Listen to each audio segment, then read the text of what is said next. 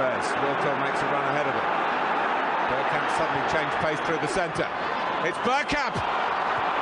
That's magnificent!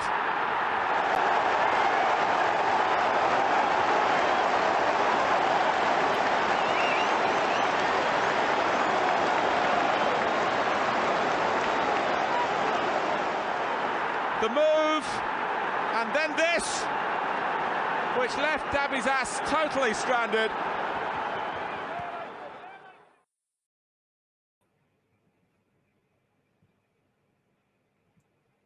Oh, okay. I'll introduce him. Hello and welcome to Bergkamp, Wonderland, and Arsenal podcast. My name is Karl, and did you know? So, first of all, before I introduce people, I'm going to ask a series of questions. Now, actually, do you know what? I'll introduce everyone here. It's the man, the myth, the legend, the person who knows everything about French football, and also the running man of Plymouth. It is Kris. Christopher, how are you? All right, mate. I'm all right. I've still got the lurgy, but I'm all right.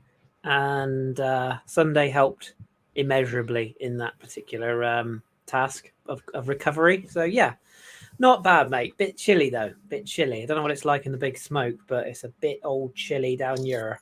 Very cold. It's -1 in London. Not very nice. But I have a question for you, Kris. Did you 2 know... inches fully erect. Oh, no, I'm not talking about Danny yet. Sorry. So, did you know that Tottenham get battered everywhere they go and also at home? Everywhere they go? Everywhere they go. Everywhere they go.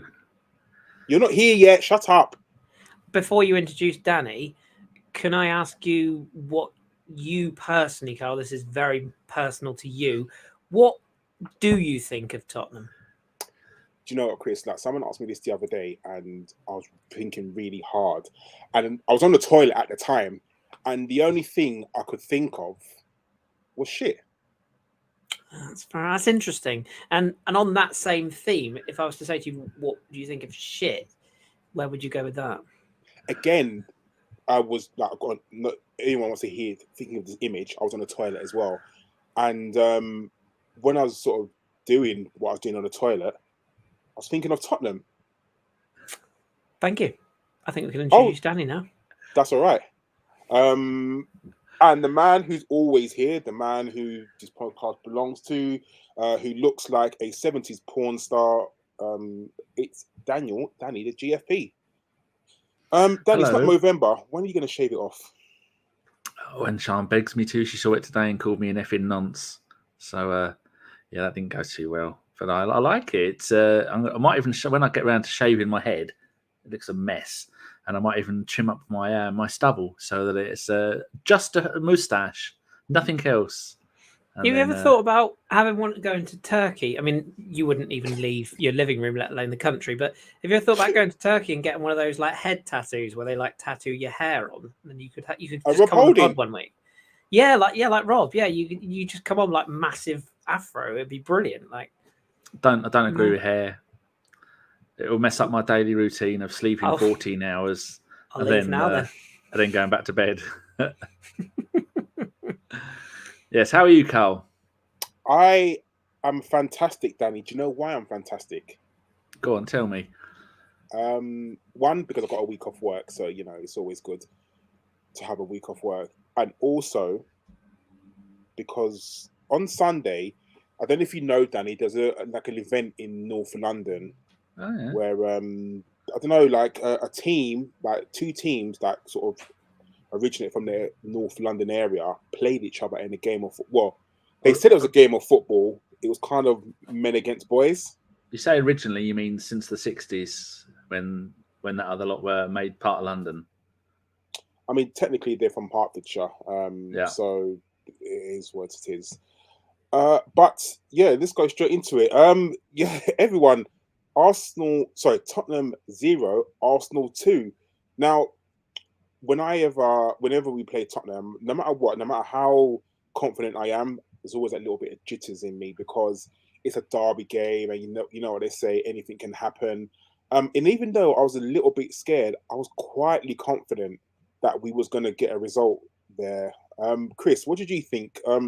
Because we had been playing well. Yes, we come off the back of that Newcastle 0-0, but we'd gone into the game against Oxford. We kind of swept them away. But for me, Tottenham, they just play really bad football. So I was quietly confident, even away, that we could go and get a result. Was you the same?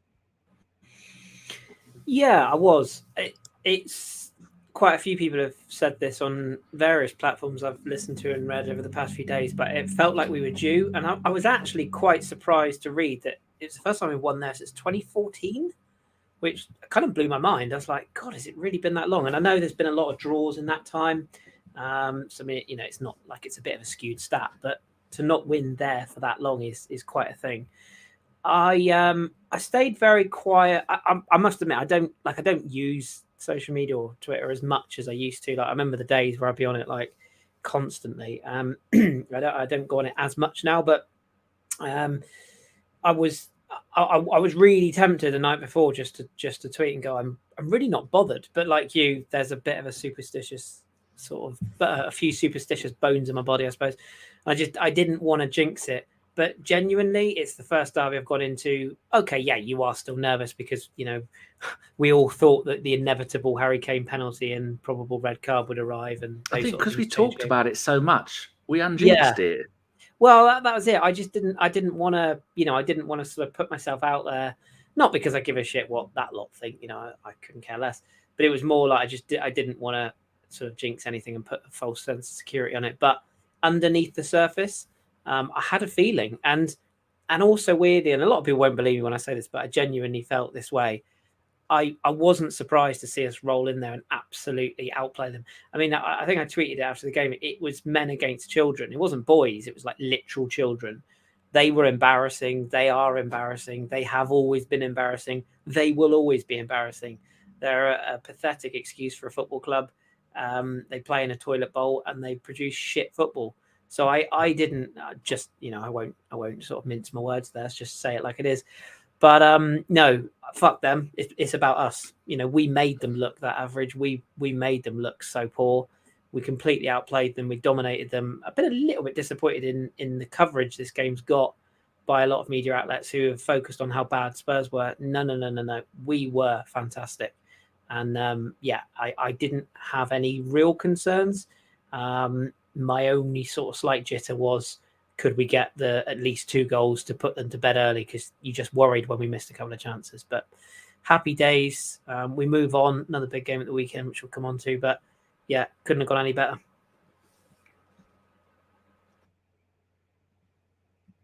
That's the first mute of the podcast. Well done, Karl.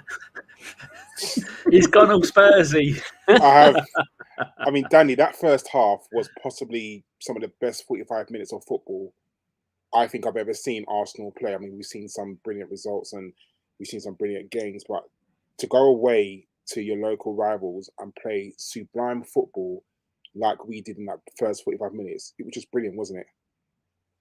Yeah, I'm just going back to what Kris said. I didn't realise it's 2014 either. It was a Rosicky goal in the second minute. And it was also that season was the last time we beat them home and away, because in the home leg, it was the 13-14 season. The home game, we beat them 1-0, Giroud 23rd minute. And then the second game was March 2014. So coming up towards the end of the season, beat them 1-0 again. But I was surprised we didn't get more against them. I was quite disappointed when you're looking back at it, because I'm still looking at my notes from the game. Martinelli had a great chance to when he overhead kicked it to Eddie and Eddie fluffed it. That could have been a goal. And then Odegaard had a pot shot on 21. Then Partey's one where he nearly broke the goal post on 24. And then there should have been a red card after 25 minutes when Sessegnon, nothing's been made of this, when he came in waist high and just missed Saka. He missed him by a gnat's testicle.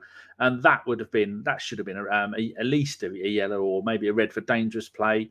And then when you look at the end of the first half, Karl, touches in the box, not me and my moustache, but they had 1, we had 19. And then to sum it up, end of the first half, that Holberg dive.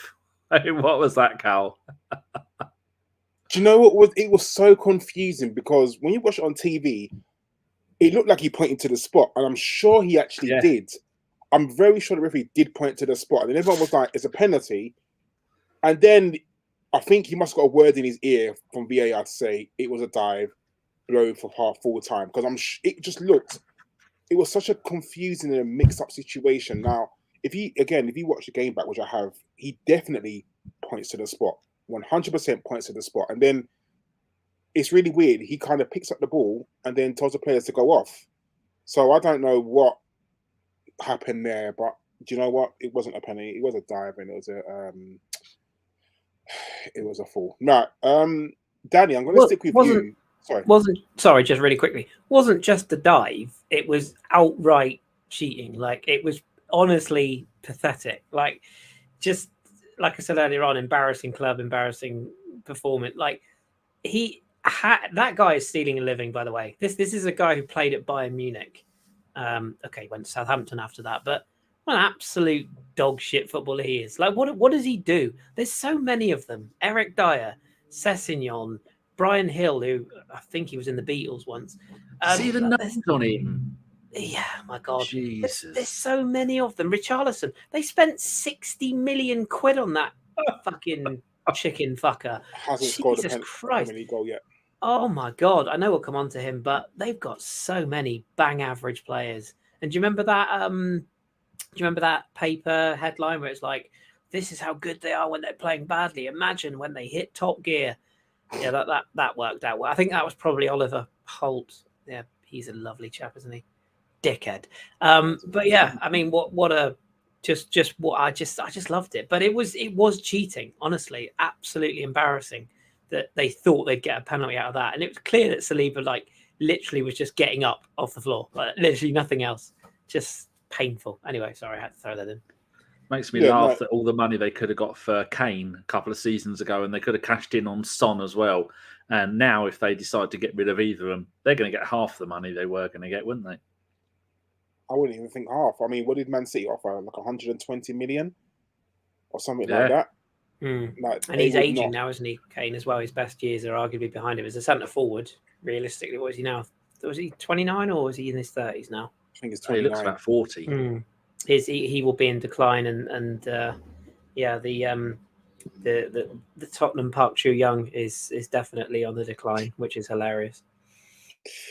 Oh God, Danny, I'm going to come to you about the first goal.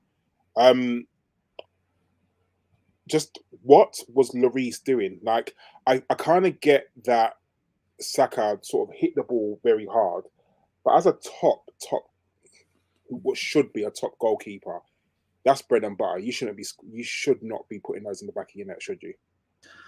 It was. I mean, you could look at that 100 times, and you're still never going to figure out exactly how he did what he did, other than messed it up. Because as we know, Saka ran down the right hand side, then decided to run almost along the. Is it the touchline? So it's got that Davis in my head screaming touchline, using bloody rugby terminology. I don't even watch the bloody game.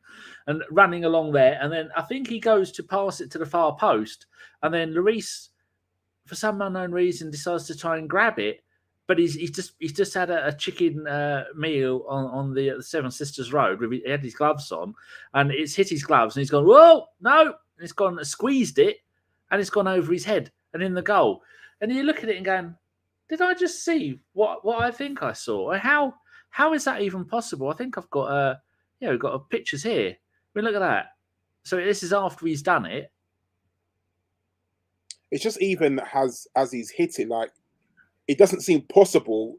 No, that it's gone into the back of the net. I mean, on the TV when it happened, it took me about 3 or 4 seconds to think to myself, what just happened there? Because even the commentators, Gary Neville and Mike Tyler, were like, oh, it's gone in the net, because no one knew what kind of had happened. True. It's very, very strange. But what a great way to start the game off.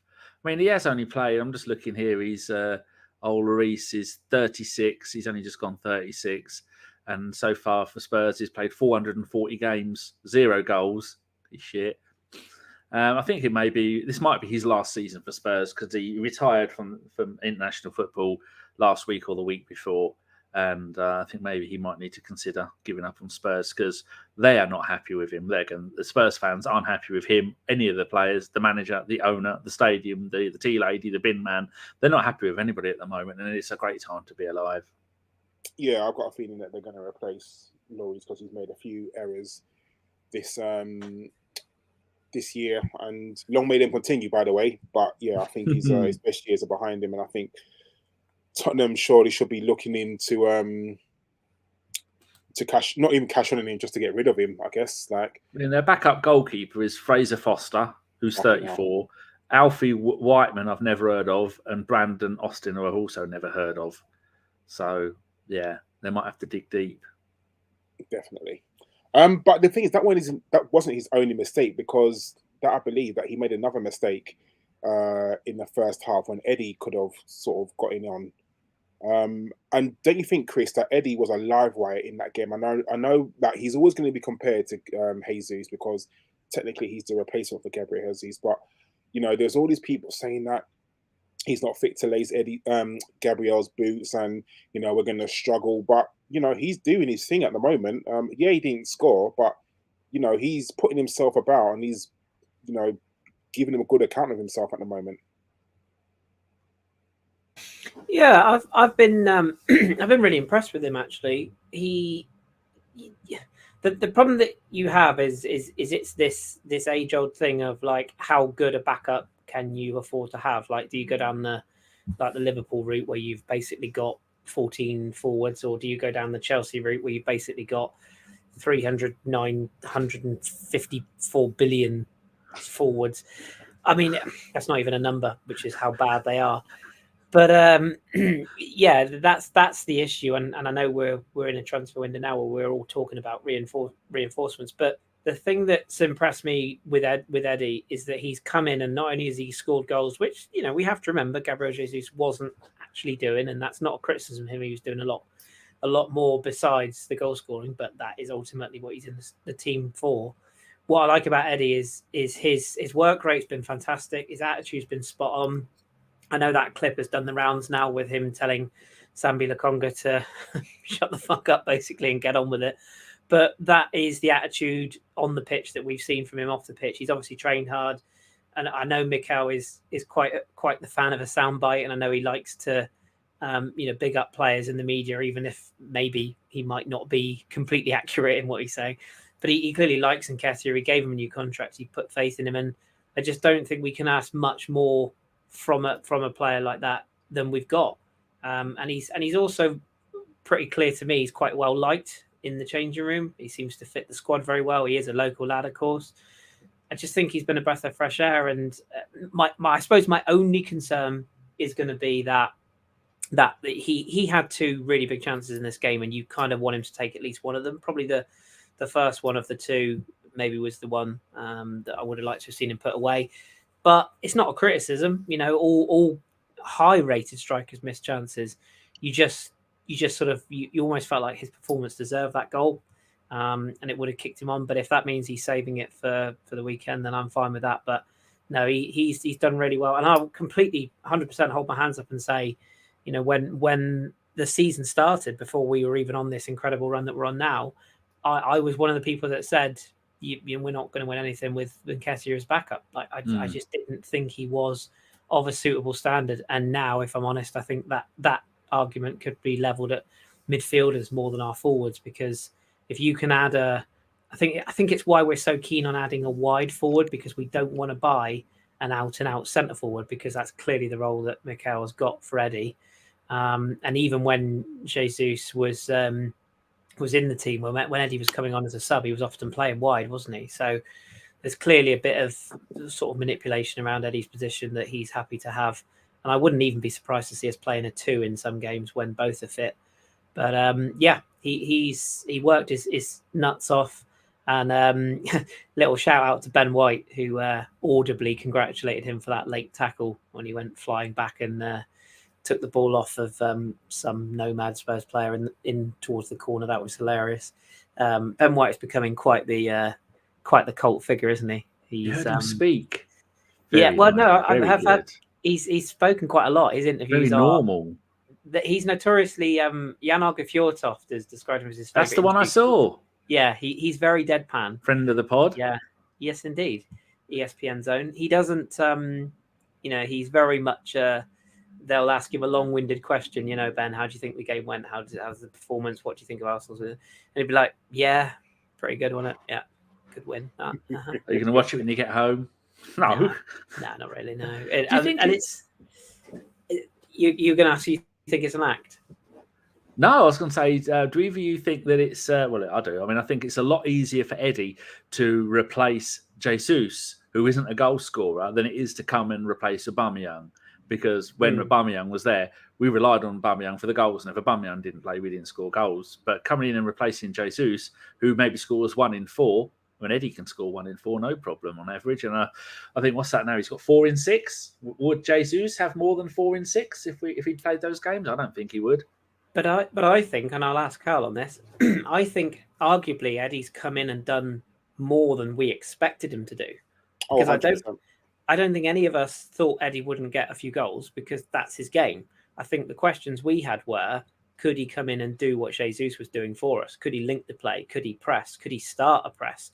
Could he track back? Could he link the play from and still playing wide? Yeah, could he do all that? And he has. And not only has he's clearly sort of been in the gym a bit over the summer, or in the past 18 months, he's clearly bulked up a bit, but he's still got that little bit of pace. He's still got that explosive energy, and I think arguably he looks like a more rounded player now. And his runs, I've been watching him sort of from an analytical standpoint, I suppose, but I quite like, when you can't go to games, it's quite hard to do this, but it's nice watching the footage back and you can really see some of the players' runs. And it's really interesting looking at heat maps. It's not that interesting, but it can be interesting if you know the background behind it, and seeing sort of where he starts his runs from and where he drags defenders out of position. So, and I think that's also creating a freedom for Odegaard for his best form has come. I don't think it's a coincidence that Eddie's been in the side when he's really clicked in goals wise. So, but yeah, what do you think of that, Karl? Because you've probably seen him in the flash more than I have. I mean, like you, Kris, I wasn't expecting much from Eddie, and I said this in the last sort of podcast I did. When you're only getting 10, 20 minutes here, there, and everywhere, it's very hard to find a run. It's very hard to, really get your groove. Like it's not easy. It's the same as, do you remember last year when we didn't play Lokonga, or we had a set a team, and then like Lokonga had to come in and he was cold, and everyone was moaning at him saying, "Oh, he's not good enough." But when you don't play, you don't even get on the pitch for like 6-7 games, and then you're just thrust into like Crystal Palace away. I think it was, we had a really bad game. That's not easy. Like, it's not easy at all. So for me, the fact that Eddie's coming in and he's hit the ground running is brilliant for me. The way he runs, the way he tracks back, you can tell that is trained. That's drilled into him. I feel like on the training pitch, Arteta's saying to him, yes, you're a centre forward, but there's no harm in you tracking back. There's no harm in you coming back past the halfway line. Go and help out your defenders. Fill in.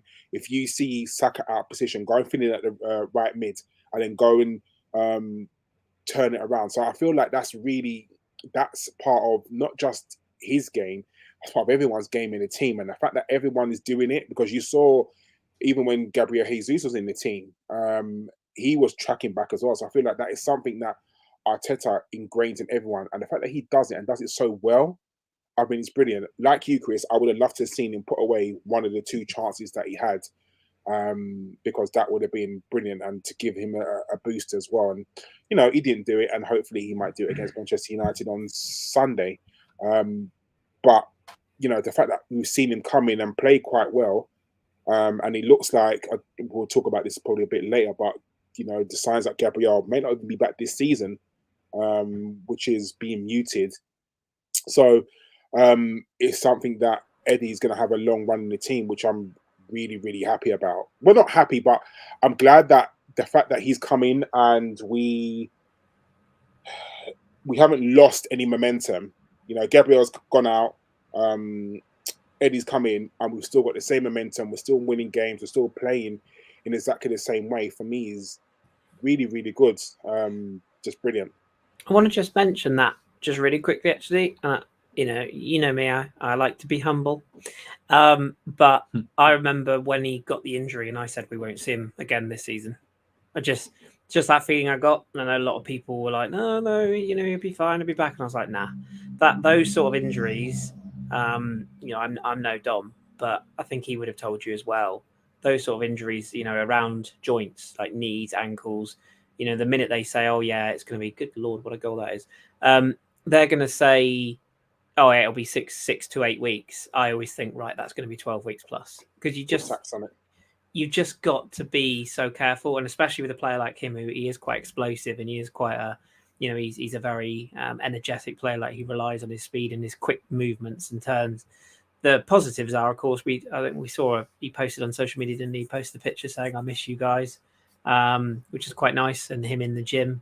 So he is, although he's clearly not working with the ball at the moment, he is clearly putting in the gym work. So that's a good sign. But again, we'll come on to reinforcements. But I would rather we don't rush him. And if Eddie continues to play this way, let's not rush him back. The flip side of that, of course, is what if Eddie gets a knock and he did look, for the first time I thought on Sunday towards the end of that game, he did look a little bit knackered because he's playing a lot of football and when we go back into the Europa League, which is a couple of weeks away now, when Man United have dumped out Barcelona or vice versa, of course, we're going to have a lot of games on our hands, and if we do progress, I know the FA Cup tie is obviously going to be a difficult one, but there's a lot of games coming up, and it's only a matter of time before one of those key players picks up a knock, and if it's in the forward areas, we've got a little bit of a problem. So that's my only worry. Yes, I agree, and something that we'll talk about later. Kris, I want to stick with you. I want to talk about a man from Real Madrid called Martin Odegaard. Just how good is he? Because I'll be honest with you, when we got him for 35 million, do you remember that summer we got him? It was, people were talking about, oh, we should have got Maddison. We should have gone and got James Maddison. Even I was like, I'm not sure about James Maddison, but you can't go wrong with a 30 million pound player, because even then, even despite what Chelsea's doing, to get a player of that ilk of 30 million or 35 million, I think it was brilliant business. Like, I know Real Madrid needed to sell their players because Spain was in a frenzy because they had no money. But he's literally grown into that role, and I'm not gonna compare him to Kevin De Bruyne because he's not that level yet. He's not. But my God, he's getting there, isn't he? He's very the De Bruyne one's an interesting one because I think the tendency we all tend to have is we compare him to ex-Arsenal players rather than like players at other clubs. And the one that immediately jumps to mind for me is Fabregas, because he's got that ability to make the game look ridiculously simple. And something that I always used to love about Cesc is if you looked at him sort of in the flesh and on the pitch, like a little bit, same with Santi Cazorla. They weren't like tall, rangy, muscular type of footballers. And you mentioned like De Bruyne, he's quite a robust, quite a stocky midfield player. Yeah, he's got a turn of pace about him, but he's quite a stocky and physical cam, if you will. Odegaard isn't really like that, but he is really robust. Like he can take a tackle, and he's got a bit of shithousery about him as well, which I really like. And that's very much like a Scandinavian way. Do you remember Freddie used to be the same? He wasn't afraid to mix. He wasn't afraid to put his foot in. Even going back as far as Danny, remember the Johnny Jensen days, like those sort of players from Scandinavian countries, at the risk of being very sort of labeling, they have that work rate, that work ethic about them, and that improvement at levels. I think if you'd have said to me, would we have got the player we've got now when we signed Odegaard, I'd have been like, oh, I don't know. I don't know if he can reach that levels. I thought we would have got sort of Rosicky levels out of him. I thought we would have got to that level. But what we're getting and what we've got right now, for me, is the most complete midfielder in Europe right now. He just is. And you can have your Modric's and you can have your Kevin De Bruyne's. The De Bruyne I watched at Old Trafford at the weekend isn't fit to lace Odegaard's boots right now.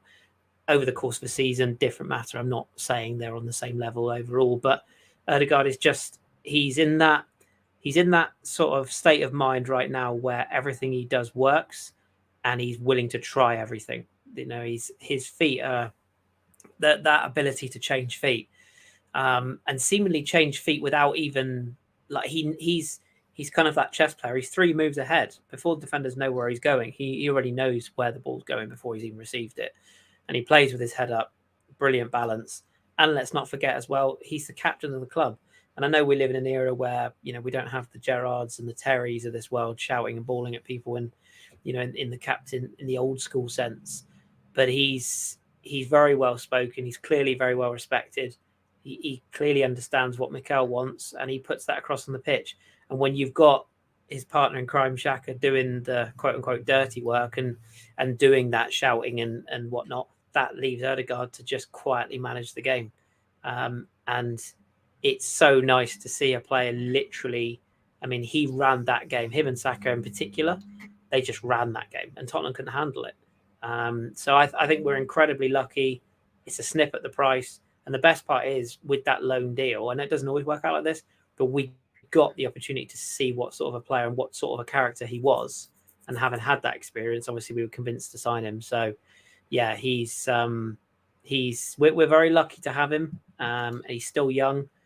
The best is yet to come, but yeah, just what a footballer, what a player, and what a pleasure to have him.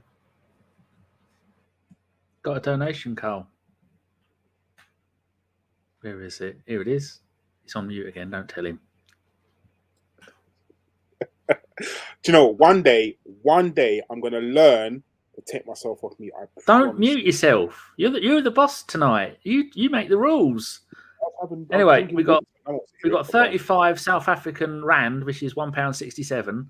From Aya Gumidi, he says, the only negative thing I can say about Eddie is that his style of play doesn't bring Martinelli into the game or give him space as much as Jesus. Well, that's something you learn with experience, isn't it? Sorry. Aya Gumidis. So I'm sorry, Aya.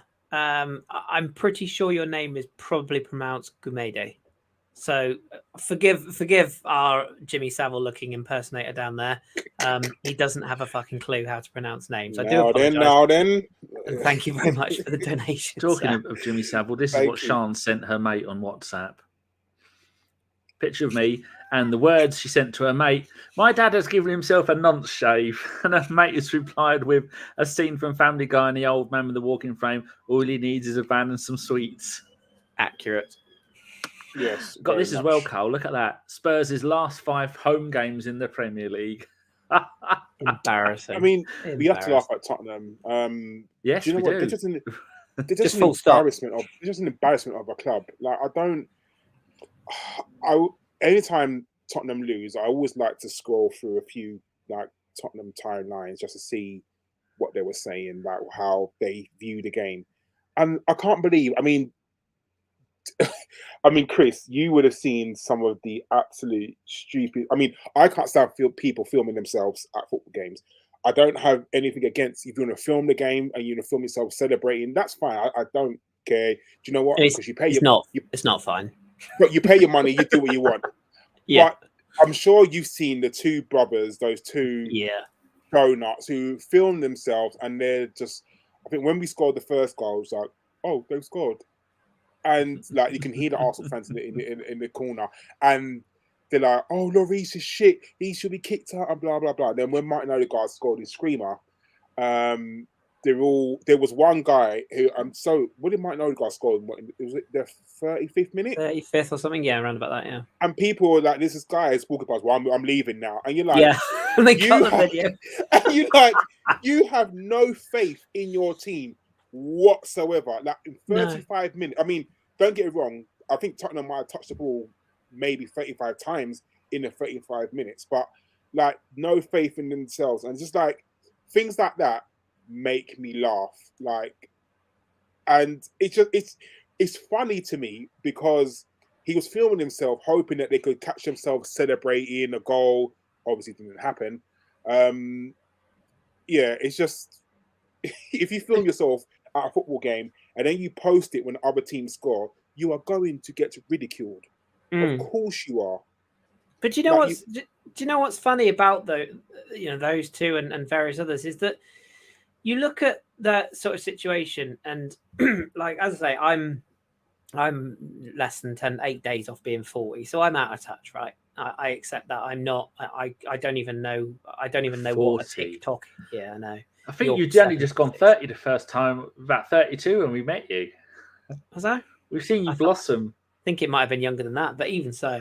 But yeah, like I don't even know what a TikTok is or where you plug it in. I'm that old. I haven't got a clue with all these things. I mean, I only found Twitter like by accident. So, but that aside, like I just think it's like people who go to concerts and just watch the entire thing through a camera.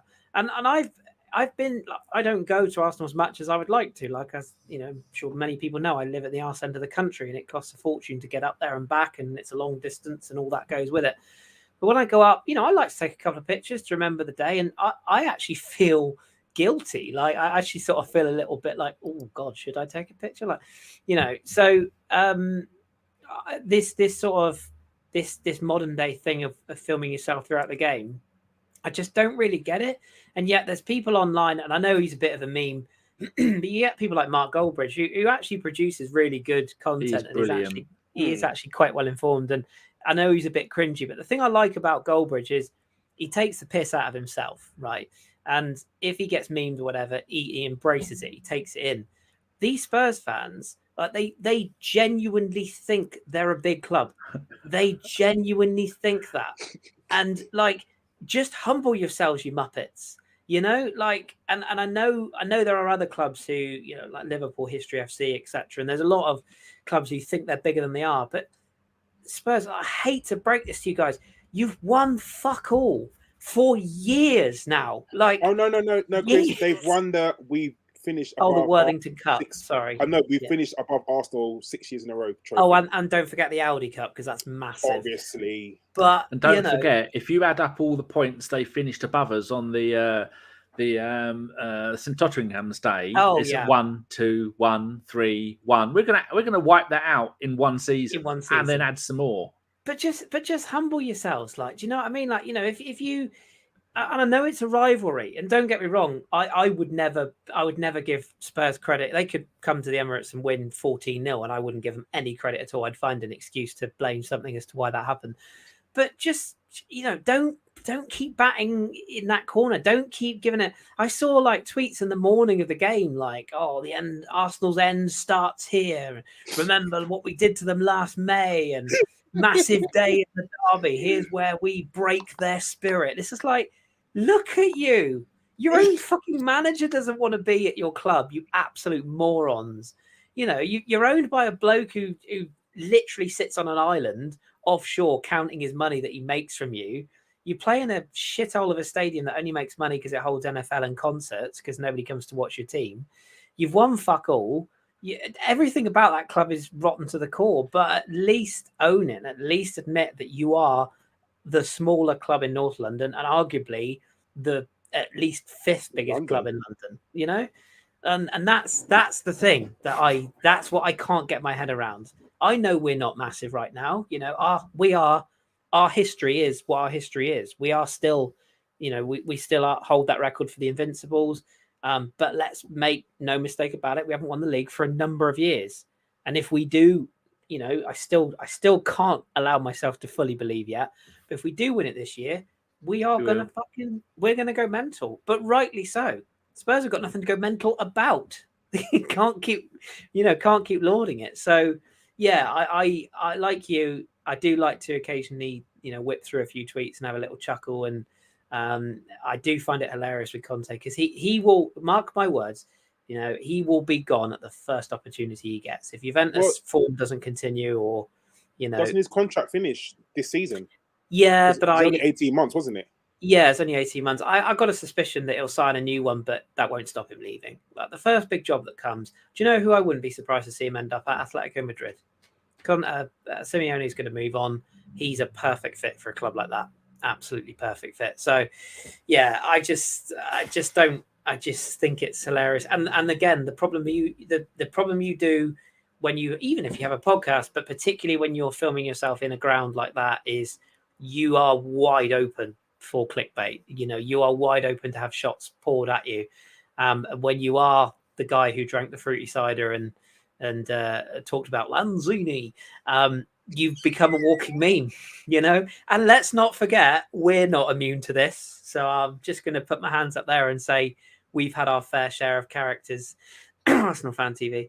But, people like us, I like to think, are fairly level-headed. And I like to think we're fairly humble in what we deliver each week. People like that, how must they feel now,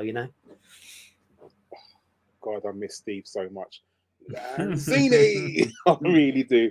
Right, I kind of want to stop talking about Tottenham now because I just want to wrap up the second half. Danny, Danny, I don't mind saying this, that I lost some money betting because I betted that Spurs would get a penalty, and that bet didn't come through. So it's one of those bets that I'm happy to kind of lose. But even in the second half, there was a spell, kind of the first 15 minutes, where they were trying to grow into the game. But even when they did do that, it was nothing special. Like, I was never worried that they were gonna score. I think Harry Kane had a header. I think Son had a shot that was a brilliant save by Ramsdale. Just want to touch on that quickly, Danny. How good was Ramsdale? I mean, even when a team gets man of the match and their goalkeeper gets man of the match, you think that they were battered, but we wasn't battered. It was just the fact that Ramsdale just made a number of very good saves. I'm just looking at the stats here, and it says they had 17 shots, we had 14. They had 7 on target, we had 5. We scored from 2 of our 5, and Ramsdale managed to. It says here that he blocked, or that we blocked 4, and we blocked blocked 6. No, it doesn't. I don't think it breaks it. Oh, it does break it down. So it's 2, 3, 4 for outfield players of the 6 that we blocked. And I think that means Ramsdale would have blocked 3. And I think all 3 of those, you'd have looked at them and gone, well, maybe another goalkeeper would have let those in, because they were fantastic blocks. He was up like a salmon. And then whenever they tried again, he was there. He was winding up the crowd, as we saw at the end. He had Jay from the In-Betweeners come and try and murder him after the game. And it's just fantastic to see that someone that good is playing for us. And he is barely out of nappies in goalkeeping terms. What is he, 23? Something like that. He does it all the time. And a couple of times that I was, my ear things come out. A couple of times when he comes all the way out and he's playing, remember when Ruud Gullit signed for Chelsea and they've had this new thing called a sweeper playing in English football. He was playing sweeper, keeper, and he was coming all the way out. And I thought, all it takes, and he does that thing where he encourages them to attack by holding on to the ball a little bit too long. Now, I don't know. I always think it was him being a little bit naive, taking an extra touch with the pass back before he launches it out.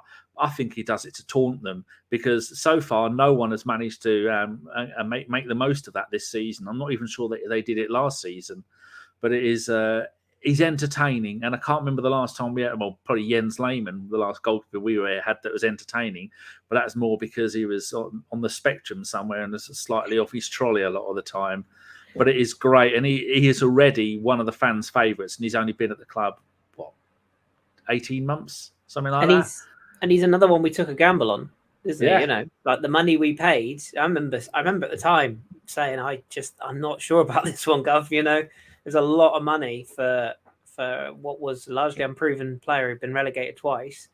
His personality he's got like the personality of David Seaman, but like you say, the craziness of Jens Lehmann. There's a bit of a combo, isn't there? Remember Seaman gives a wave, Seaman, give us a wave. And dare I say it, he's got a bit of what, and this will sound like a really, really weird reference, but he's got a bit of what we thought we were getting when we signed Richard Wright. Do you remember when he first broke through at Ipswich? He had that sort of commanding presence, and he had that larger-than-life personality, and he was pretty good with his feet before keepers were good with their feet.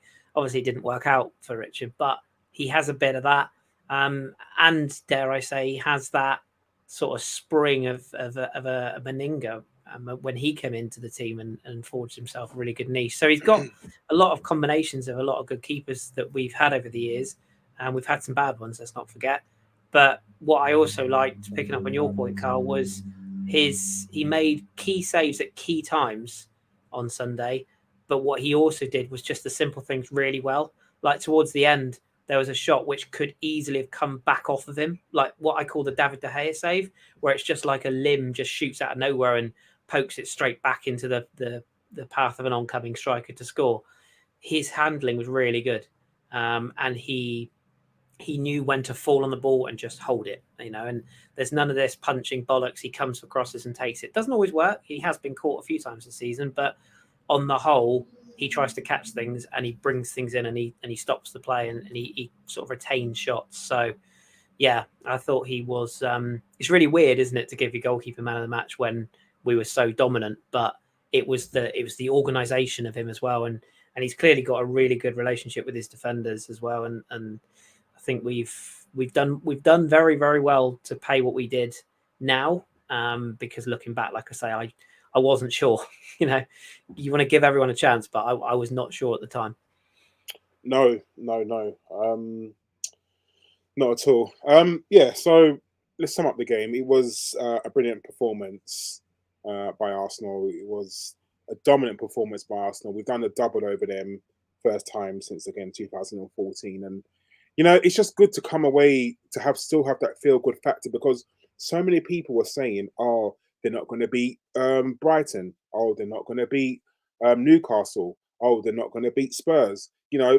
This run arguably was kind of our hardest run, probably of the season, the amount of teams that we've got and where they are in the table as well. And the fact that we've only dropped points to Newcastle, which we shouldn't have done, because Newcastle were playing like Stoke back in the day, just defend.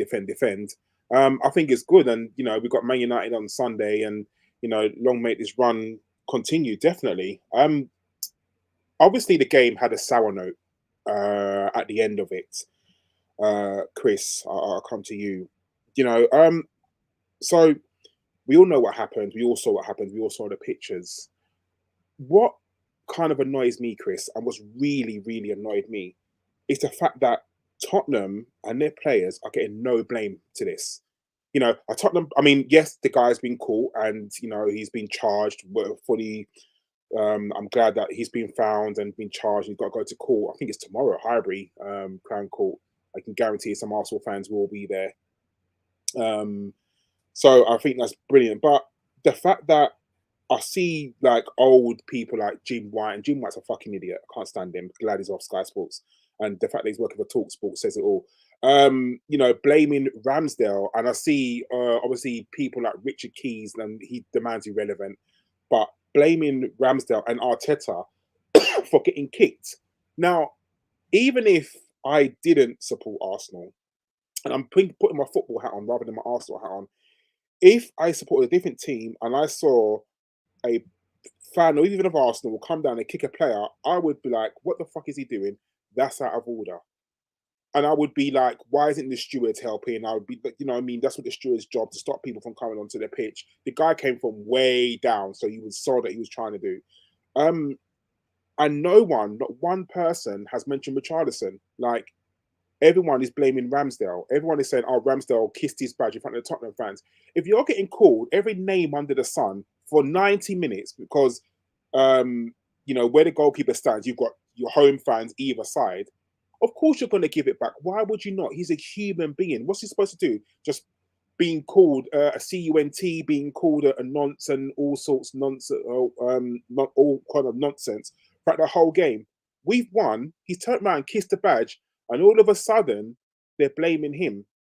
Now, I don't get it, Kris. Like, where do you stand on this? No, I'm with you, mate. I'm with you. It's ridiculous what's come out afterwards. The guy's been caught, and I'm glad so. You don't enter the field of play. Let's not forget this is the same group of fans who threw banana at Aubameyang a few years ago. Like, they've got previous. This isn't an isolated incident. Okay, sort of entering the field of play. I think the stewards have got a lot to answer for as well, because they're just switched off. He comes through at least 3 stewards to get there, and he's moving at pace. It's pretty obvious what he's going to do. The fan, that is. Richarlison has always been and will continue to always be a massive cunt. I don't care how much money you give to charity; he's still a monumental bellend, you know, that incident with Martinelli. Now, for me, I will say, Gabriel, just get on with your own game, mate. Like, you know, save your high fives for your Brazil teammate after the game is what I would say. But I also think he was kind of almost playing with Richarlison at that point because he knew how in control we were. Same with the whole control on the back thing. And you know me, Karl, if that's me on a Sunday morning, frosty Sunday morning down the park, I'm putting him in the hedge. But, you know, when it's your own players, you know, you sort of do overlook it a bit. But no, you're absolutely right. To use a reference that I'm sure Danny will appreciate, I know it's not the same, but I'm a bit of a geek in the sense that I have followed professional wrestling for a number of years, and I don't follow it as much now as I used to. But there is an unwritten rule in the wrestling community in the US, especially at indie shows, but even WWE shows, you know, high-end shows. If you jump the guardrail, you are fodder. Whatever happens once you clear that guardrail, you're there. And there are very famous wrestlers. You can go on YouTube and you can see this all the way up to people as big as, you know, like your John Cena's who've transitioned into the you know, the celebrity arena, if you will. If you jump that guardrail, you're easy pickings, and the security guards will go, crack on, mate. You know, because it's, you know, football is, yes, it's a sport, but it's also an entertainment business. If you go to a concert, like, I don't know, somebody, say like a Machine Gun Kelly or someone like that, who's a bit edgy and likes to wind crowds up and likes to sort of try and rib people. You don't jump on stage and start beating them up, do you? Like, it's part of the performance. It's part of that. And if you're going to give it, Leeds, for example, one of the most sort of notorious rough football fan cultures, they're known for having fans who are, you know, a bit on the edge of behaviour, shall we say. Ramsdale is notoriously, or he's well known as a West Brom boy. Like, he gave them shit. You don't see any of them running onto the pitch, do you? You know, that it was what you would call banter. And like you said, Karl, if you're going to sit in the stands and you're going to hide behind your phones or whatever, and you're going to give it all that and this, and I'm sorry, you've got to take it. You have to take it. Just like if you come in a stream and you're toxic, or you go to your Sunday league game, whatever. If you're going to be like that, you've got what's coming to you, and you can't turn that back on the player. And as for Arteta being at fault, what? Like, he was one of the few people. Immediately, he was on the pitch trying to get our players away because he could see what was coming, and he could also see Granit Xhaka moving into the arena. And I think, I think we all know what would have happened if Granit had got hold of him. But yeah, Spurs are bad losers. They got completely outplayed on their own pitch. They couldn't hack it. Richarlison was a bag of wind before he even got onto the pitch. He was looking for a fight. If the FA don't charge him, there is something seriously wrong, because he puts his hands in Ramsdale's face. Ramsdale, I thought, actually held himself very well and just, no, that's fine, mate. He's intentionally going, that's fine, mate. Keep putting your hand in my face. I'm just going to go and get my bottle. And as I say, to use that wrestling analogy, if you cross that field of play, you're at, imagine if that had happened in Cloughie's era. He'd have been absolutely battered, as the footage has been shown from Cloughie in the past. But I know it's not the 80s anymore, and I know that we have to be civil to each other and we have to be, careful with what we say and what we do. But if you're going to give it, you've got to take it. And I'm sorry, but a player just giving it a bit of that and a little bit of that, nah, come on. Do you remember when Sheringham scored at Highbury and kissed his Man United badge in front of the clock end? Nothing happened then. Nothing happened then. We called him a lot of very choice words, and rightly so, because he is one. But that's it, end of story. And that's that. So yeah, you've got to you've just got to be an adult. And this guy's what, 35-year-old man. I mean, come on, mate. Jesus Christ. Like, I wouldn't do that outside a pub, let alone in a sports arena where there's thousands of cameras. Absolute idiot. And Richarlison is completely at fault for call. I think he causes that, personally. Of course he does. Donation again. I know. Rudy Roods gave us £10 and says, love the pod, up the Arsenal. Rudy Roods, thank you very, very much. Danny, thanks, Rudy. Danny, I was thinking, I should have said this to you on WhatsApp, if my WhatsApp ever fucking works. We should do a Discord for some of the fans or the lovers of the pod. We've got a Discord, don't you? Do we? Phil's in it. Danny's clearly promoted that really well. Yeah, the only ones who ever really. There's about 50 people in there. It's only me and Josh, and I don't use it. I mean, I should do. I don't really understand how it works. It's like it's same as WhatsApp, but without giving out your number.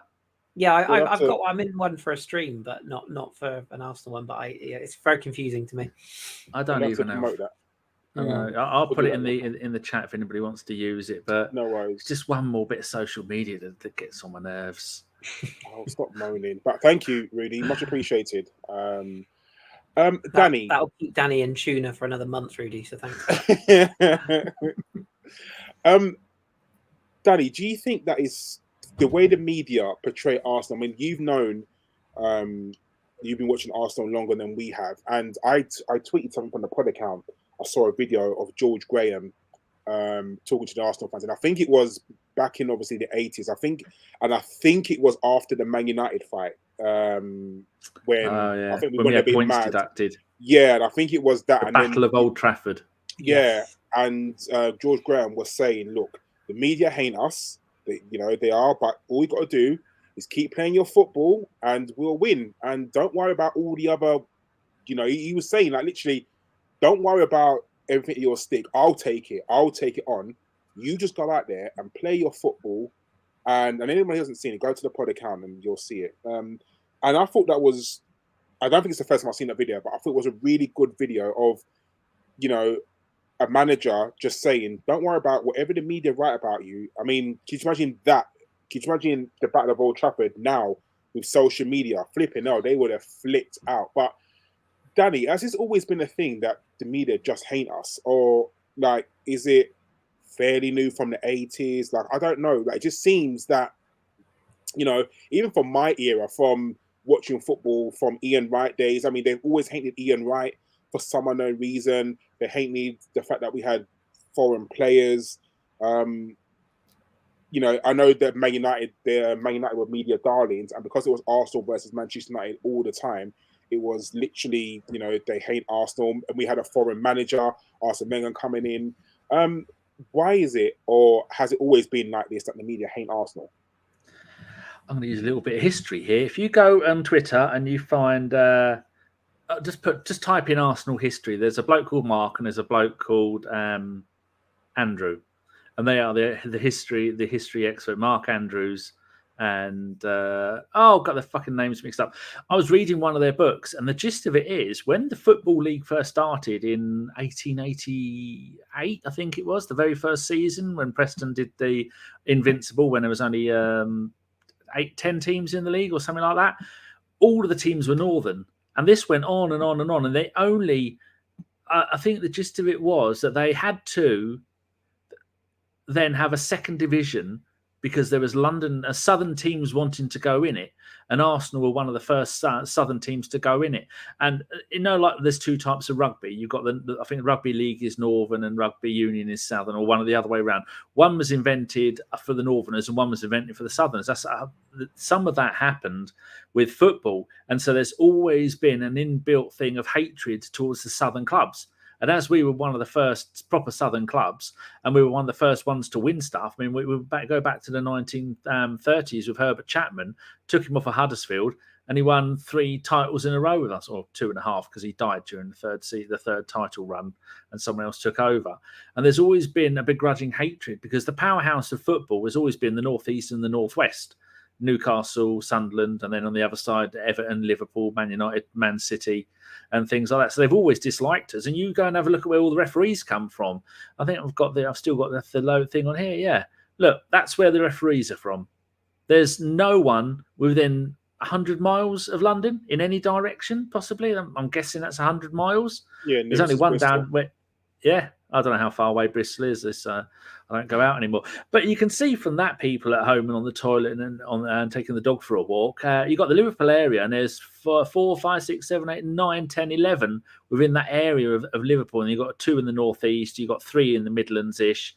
You've got 3 in Bristol. And I think there's 1, it says, for London, but it doesn't say who it is. But all of them, they're all in the north. I mean, it says here 1 London, 2 Brighton, 3 Southampton, 4 Oxford, 7 Cambridge. I can't believe that there's that many. That must be including fourth officials and linesmen and all that other stuff. Yeah, But for London to have a number one next to it, how about how many clubs there are? Well, hold on. In Liverpool, there's 3. In Manchester, there's 2. In the North East, there's 3. In London, what's it, 25, 20, something like that? I mean, Kris, you've probably got something to say about that. I mean, I think some of it is referees. Some of it is. I feel like a lot of pundits and a lot of so-called professional media outlets are going to have to eat a lot of humble pie if we were to win this league. They've already had to a lot, and I think a lot of media have a real problem with that. They have a real difficulty in just doing the simple thing and admitting they were wrong. We saw it kind of during the Leicester season as well, but then that turned into this sort of fairy tale when everyone got on board in the end. But yeah, I think a lot of people are going to get very upset if Mikel Arteta is able to do laps of the pitch during the final game of the season if we're winning the title. You know, him streaking across the pitch. Where is our last game of the season? Do you know? Or to take it hasn't been arranged yet. I think we're at home, aren't we? According to we're at home to Wolves, and then before that we're away at Forest, home to Brighton. Yeah, so I mean, 3 games. That would be lovely. I mean, it'll be wrapped up by then because we're massive. But yeah, I just think that there's a lot of, and I know that like Gary Neville's got a lot of stick recently, and you know, I wouldn't say I'm a Gary Neville fan, but on the whole, he's got a fairly level-headed side of him, and I do think we'll touch on Man United, I guess, in a bit. I do think we have to be wary of them. The thing with Man United and Newcastle, though, for me, is that I don't think their squads are particularly good. And one big injury, you could say the same about ours in fairness, but I think one big injury to one of their key players, I think, you know, you look at Newcastle's results the last few weeks, they've dropped off a bit. United are on this great run at the moment, but I'm still not convinced. And they haven't really played anyone until Saturday, which obviously they got a goal, which was offside. So that was nice. But and there's your officiating Old Trafford again. You know, I think someone made the point. Imagine what the reaction would have been if Man City had scored that goal at Old Trafford. There'd have been a fucking riot, and all the officials would have been fired. So yeah, the referees thing is definitely a thing. Whether any referees are actually biased, I mean, who the hell knows? But I just think we'd be very popular title winners to neutral football fans. But I think we're going to be very unpopular title winners to the media and those who've, you know, basically wrote Arteta off, wrote the club off, wrote Edu off, you know, wrote a lot of the signings we've made off. Yeah, a lot of people thought we were finished in that really dark season that we had. So to come back and topple the almighty oily merchants, I don't think would go down very well in the media, and that's why I think there's this little bit of an agenda against us personally, and maybe just some people are just very bitter as well. That's the other thing you've got to factor in. You know, your Richard Keys's, for example, anyone who thinks he hates Arsenal, don't waste your breath. He doesn't hate Arsenal. He knows what he's doing. He knows exactly what he's doing. Yeah, he knows. That's all it is. Exactly that. He is the modern day Adrian Durham, and I don't know where he is now. He's probably cleaning loo somewhere in Tottenham. But yeah, I mean, you know, that's all for effect. That's all it is, and you can tell by Jason McAteer, I think, was with him and Andy Gray. Yeah. Neither of them went, "Oh yes, Richard, absolutely." Both of them sort of cringed and went, "Yeah, should we move on?" You know, none of them. Even Keys himself doesn't believe what he's saying. It's utter nonsense. So yeah, I don't know about a bias or a whatever. And quite frankly, I think you're the same as me on this one, Karl. If they want to hate, let them hate. We'll just keep winning football matches. Doesn't bother me at all. And that's what you do. All you can do to really punish them, just keep winning. Because what will happen, you'll see it soon, Kris. It will turn from Arsenal are not going to win a title to Arsenal can't lose this title. Yeah. That's what's going to happen very, very soon. And if for some reason, you know, Man City do win a title and we don't win the title, or we end up second or third or whatever, you're going to see that Arsenal blew the title. Now, trust me when I say to you, I still don't see on Twitter anybody saying that we are going to win the title. Nobody is saying that. Everyone is cautiously optimistic because, yeah, but you don't count. But for me, like, still, top 4 is a priority. I still honestly think that top 4 is the main priority. If we can win a trophy in that, brilliant. I mean, I know we're away to Man City in the FA Cup, which is obviously going to be a very tough task, but we're still in the Europa. And of all the Europa League teams, once, you know, whoever wins out of Manchester United and Barcelona, you know, once whoever goes out there, I think that's half of the job done. And I'm not saying we're going to clean sweep it, but, you know, there's not many tough teams that I would be scared of. So for me, it's I think our destiny's in our own hand. But of course it is, because if we keep winning games, we're gonna win the title. Of course we are. We'd be gutted. Let's be honest. Like, all three of us, and I'm sure people in the chat and anyone who's watching this later on, we will be gutted if we don't win it at this point, because I think if we'd have had this conversation in like late October, November, we were all on the same train. Well, yeah, top 4, you know. And I'm with you, Karl. I still think if we were to finish 4th tomorrow, right now, it would still be a massive achievement.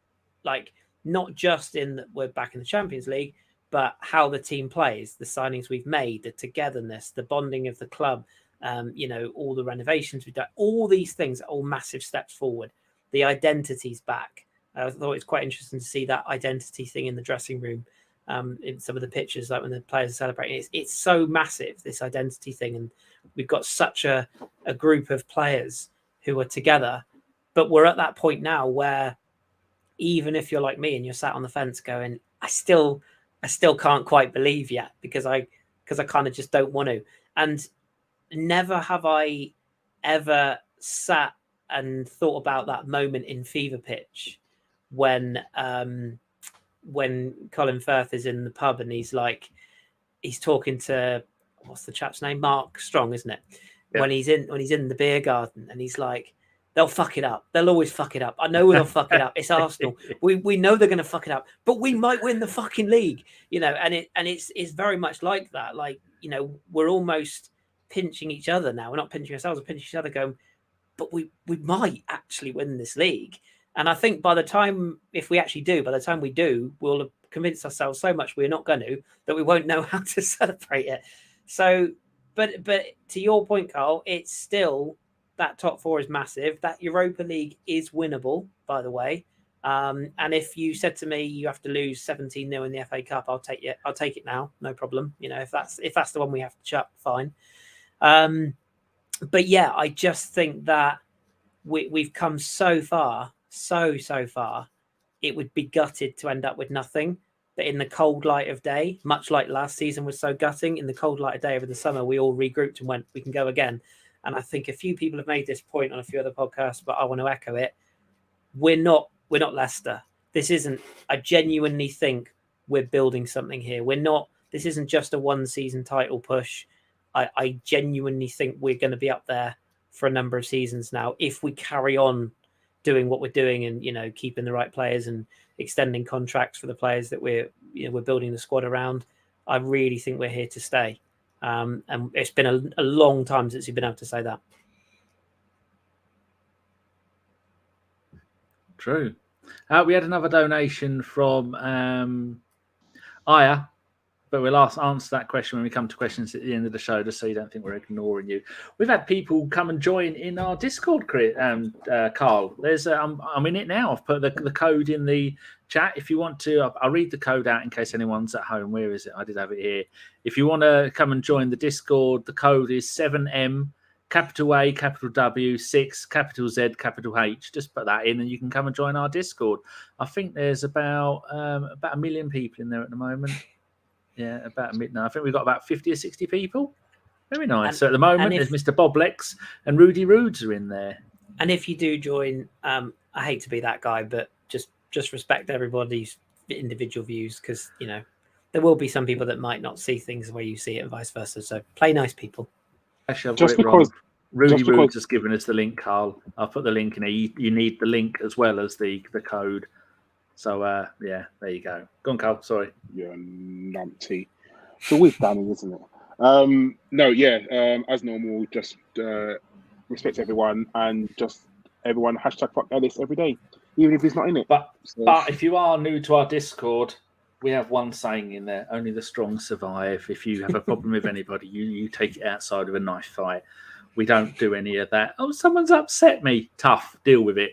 Be as mean as you want, but also don't annoy Karl. Are you in it, Karl? no, I'm going to join it in a second. But anyway, I guess we need to talk transfers before we talk Manchester United. I guess we're going to talk about the elephant in the room and not Danny. We are going to talk about Mihailo Mudryk. Now, let's not beat ourselves around the bush. We've missed out on him. Of course we have.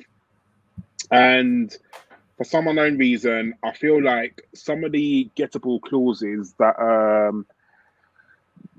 the selling club are talking about is writing a puff piece in various media outlets regarding the deal. Now, they can put all what they want. I think we all know what happened. Chelsea went in there like a bull in a china shop and said to Shakhtar, name your price. Shakhtar named their price. Chelsea paid it. As far as it is, that's what happened, and they got it. We have to understand that Arsenal have a budget. We're not just going to frivolously spend. I think you're going to find out soon, and I honestly think that the Chelsea will get done for overspending, because they have spent nearly $500 million this bloody year alone, and nothing's happened. This is ridiculous. Not this year, sorry, I should say this season. That's ridiculous. Like the amount of money they spent, and they haven't got that oligarch money anymore.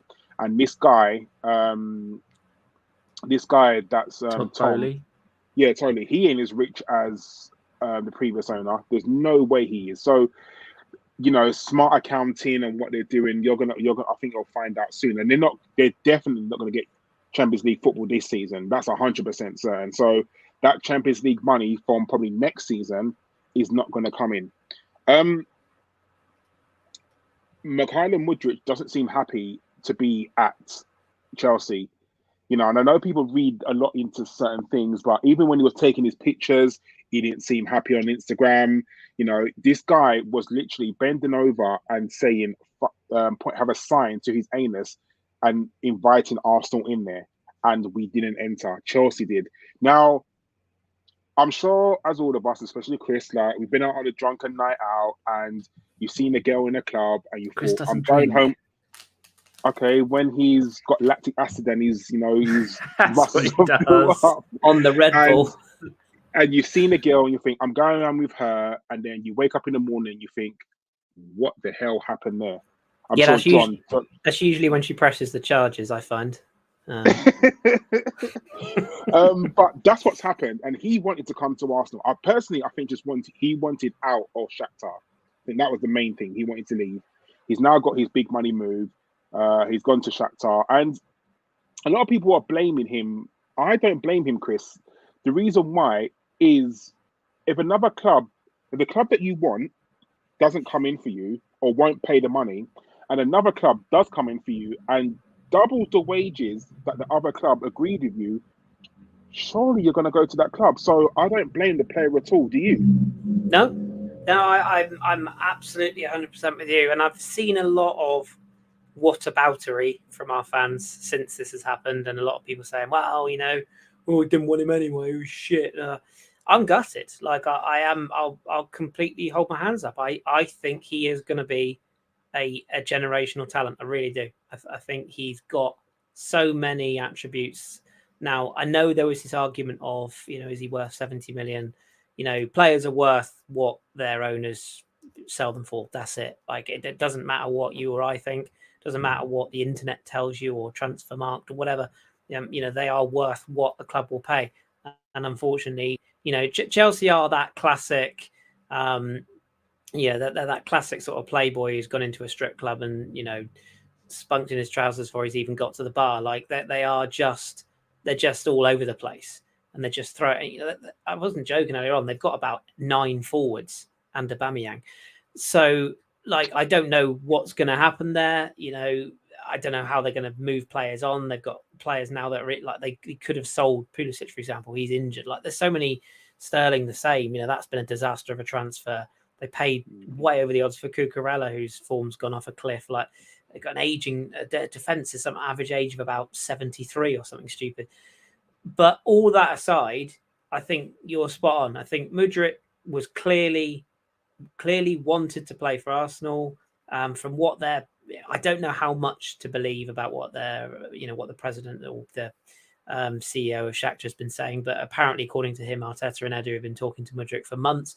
I believe that. I absolutely believe that. As much as I love Mikel Arteta, I bet he's a fucking pain in the ass if you're a player he's trying to sign, because it's like, you can imagine it goes home to his wife. It's like, oh, I might get an early night, and then the call comes from the other room. Mikhail, what's that, love? It's that Spanish bloke again. Oh, for fuck's sake. All right. Yeah. All right, Mikhail, how you doing? Yeah, lovely day. Yeah. Training good. Yeah. Still want to come? Yeah. Speak to you again. Yeah. Tomorrow? In an hour? Okay. All right. No worries. Like, you can imagine he would have been, rat up a drain pipe. And I think with Arteta, I think he is, part of his signings are clearly, he clearly like sells Arsenal. He clearly gets it. And he's so passionate about the club. I think that his passion will come across in deals that he does for players. And I think that's the key reason why we got the Ramsdales, the Ben Whites, etc. So, that's not a criticism. I'm just saying that I imagine it would be bloody annoying if you're on the end of it. But they clearly flirted with him. He clearly flirted back. I think if you sat him down with a gun to his head now, he'd still tell you he wants to play for Arsenal. This Instagram post he put up today saying Ukraine first. I know a lot of people have jumped on that. That's probably him sort of bantering back and forth, I would imagine. But yeah, he is. Chelsea have got a brilliantly talented player. And the bottom line is exactly what you've said there, Karl. Shakhtar named their price. Chelsea came in with their pants around their ankles and their knob flapping in the wind, going, okay, we'll pay whatever you like, as long as I can fuck you. And that's what happened. Like, that's literally what happened. Word for word. I'll never do that again. But that, they have. That's what they've done. They've come in and they've done whatever Shakhtar have asked them to do. They've fallen to their knees and taken it. And I don't respect it. I think it's bad for football. We're going to see it more and more. We're going to see it with other owners and other clubs around the world. PSG have been doing it for years.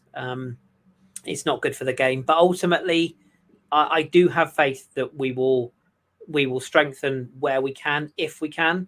And I do think we need to. I really do. I think it'll be a missed opportunity if we don't strengthen, even if it is just two, not lesser players, but players maybe who aren't on the £100 million scale. But if we can get a couple for 30, 40 mil in this window, I think that would be really key. And as Avon's just put on the screen there about other players we've been linked with, not many of them have done much since they got their fabled move that they wanted. Is a nightmare. Yeah. That's Juventus got spanked. Was it 5-1 by by Napoli? Yeah, Napoli. Yeah, and the same with Rafinha, who, by the way, I'm going to play record again. I wasn't a fan of. I'm still not a fan of, because I saw a lot of him at Rennes. He had a great season for Leeds. I'm not denying that, but he's not what everyone thought he was. We should never have been in at the price we were in for. I'm glad we didn't get him then. And I'd rather have a Ferran Torres over him personally. But yeah, there's a very long-winded response to your question there, Karl, but I think you were absolutely spot on. I still think he would love to have been part of the Arsenal project, but he's got to think of his family and he's got to think of his future. And I wouldn't be surprised if that's part of the reason why there's so much money in this deal for like Ukraine, etc. He strikes me as a very level-headed chap, and he's clearly looking at securing his future and his family's future, and I don't blame him for that. Oh yeah, 100%. Like, it's still atrocious what's going on in Ukraine, and I'm sure this big money move just wanted to get him and his family out of Ukraine, and he's done that now. And I know Shakhtar said that some of the transfer fee is going to go towards the effort and helping fight the Russians in Ukraine, and that's commendable. I don't blame him. I don't blame the player in the slightest. But like you, Kris, I think it's a missed opportunity if we don't strengthen. Even if we get someone in on loan, I feel like we do need another striker. And even if it's, do you know what, even if it's a striker out of left field who is sitting on a bench somewhere, just to bring him on loan, because let's be honest, and I feel probably now's the time to talk about it, and you mentioned it before, Chris, I don't think we're going to see Gabriel Jesus this season again. You know, I think Mikel Arteta has muted it, that, you know, it's a very long road and we're not going to rush him. To me, that does scream that we're not going to see him again this season. And yes, although you see the pictures of him, like maybe with a ball, he is very, very far off from probably even training outside, because he's got to build up that strength. So, you know, Dom was probably the best person to talk about this, but he's got to do so much strength work to build up his knee. And then he's got to start running again. And then he's got to start running and turning. Then he's got to start with a football. Then he's got to get his fitness back. And then he's got to be able to take a challenge, because let's be honest with you, the first team he plays, what's the first thing they're going to do?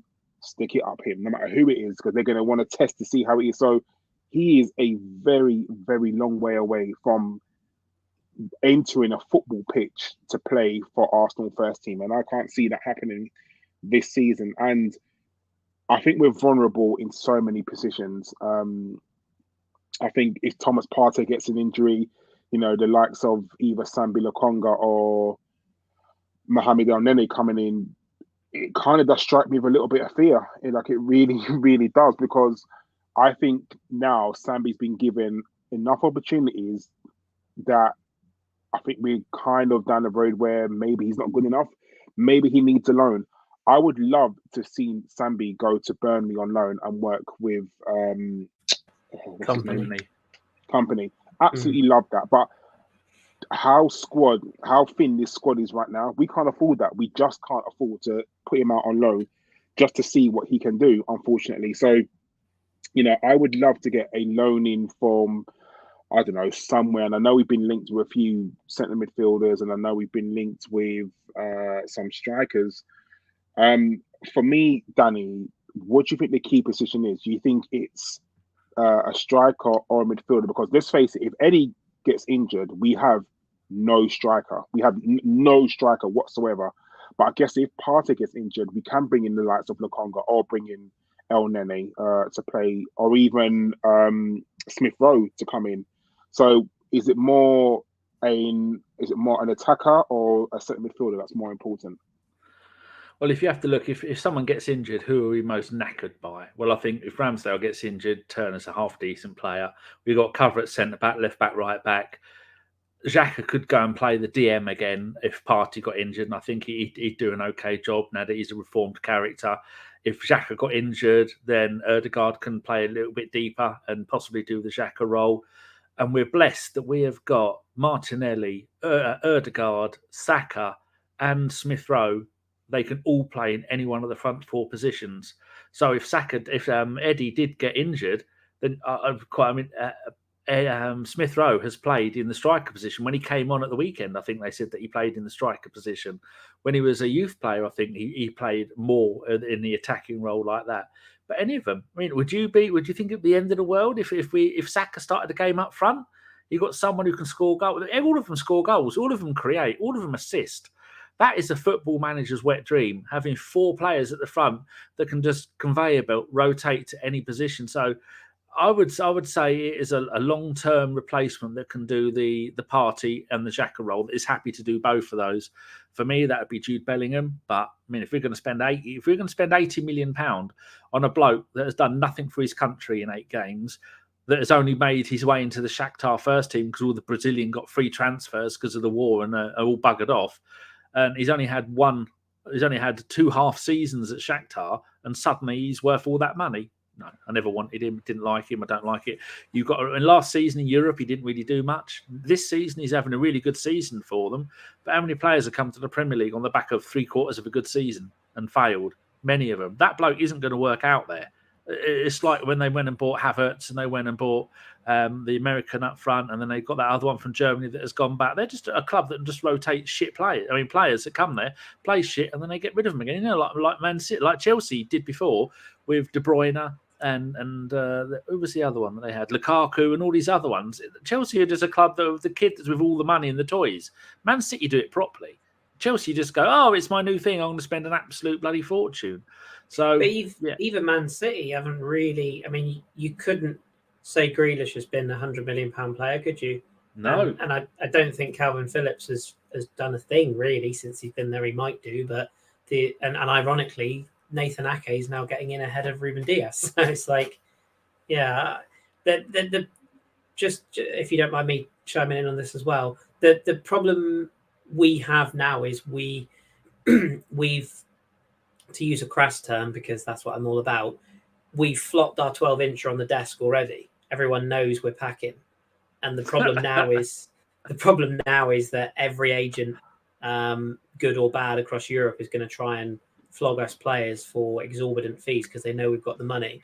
The flip side to that is that we didn't ultimately pay what we were asked. We didn't match Chelsea, so that will hold us in good stead. I was watching the transfer show on the one that Sky put out on the documentary earlier on, first episode of that, and what really came across in that documentary, we've seen quite a few of these before, but it really hammered home in that documentary that a lot of these agents, good or bad agents, and you make your own mind up who's good and who's bad, but they're all out there to push their clients to achieve as much as they can so that they get the biggest payday they possibly can. And I think there was a line in this documentary I agreed wholeheartedly with, where they said, look, at the end of the day, no matter how good a player is, every single transfer is a gamble. I think Jurgen Klopp said the same recently. Like, you can bring in one player and it can transform your season, or it can finish your season. You know, you can make, I think Steve Parrish said it in the documentaries, like, you know, you've got to find a player that fits the dressing room, but also fits the brand of the club. Also, you know isn't going to fall out of a nightclub at 3 a.m., that is going to be good enough for press conferences, that is going to represent you in the correct way, as well as do all those things on the pitch. There's all these things you have to do. And we've got to be, Arteta, I think, has got that down. I don't think him and Eddie would sign a bad egg. They spent a long...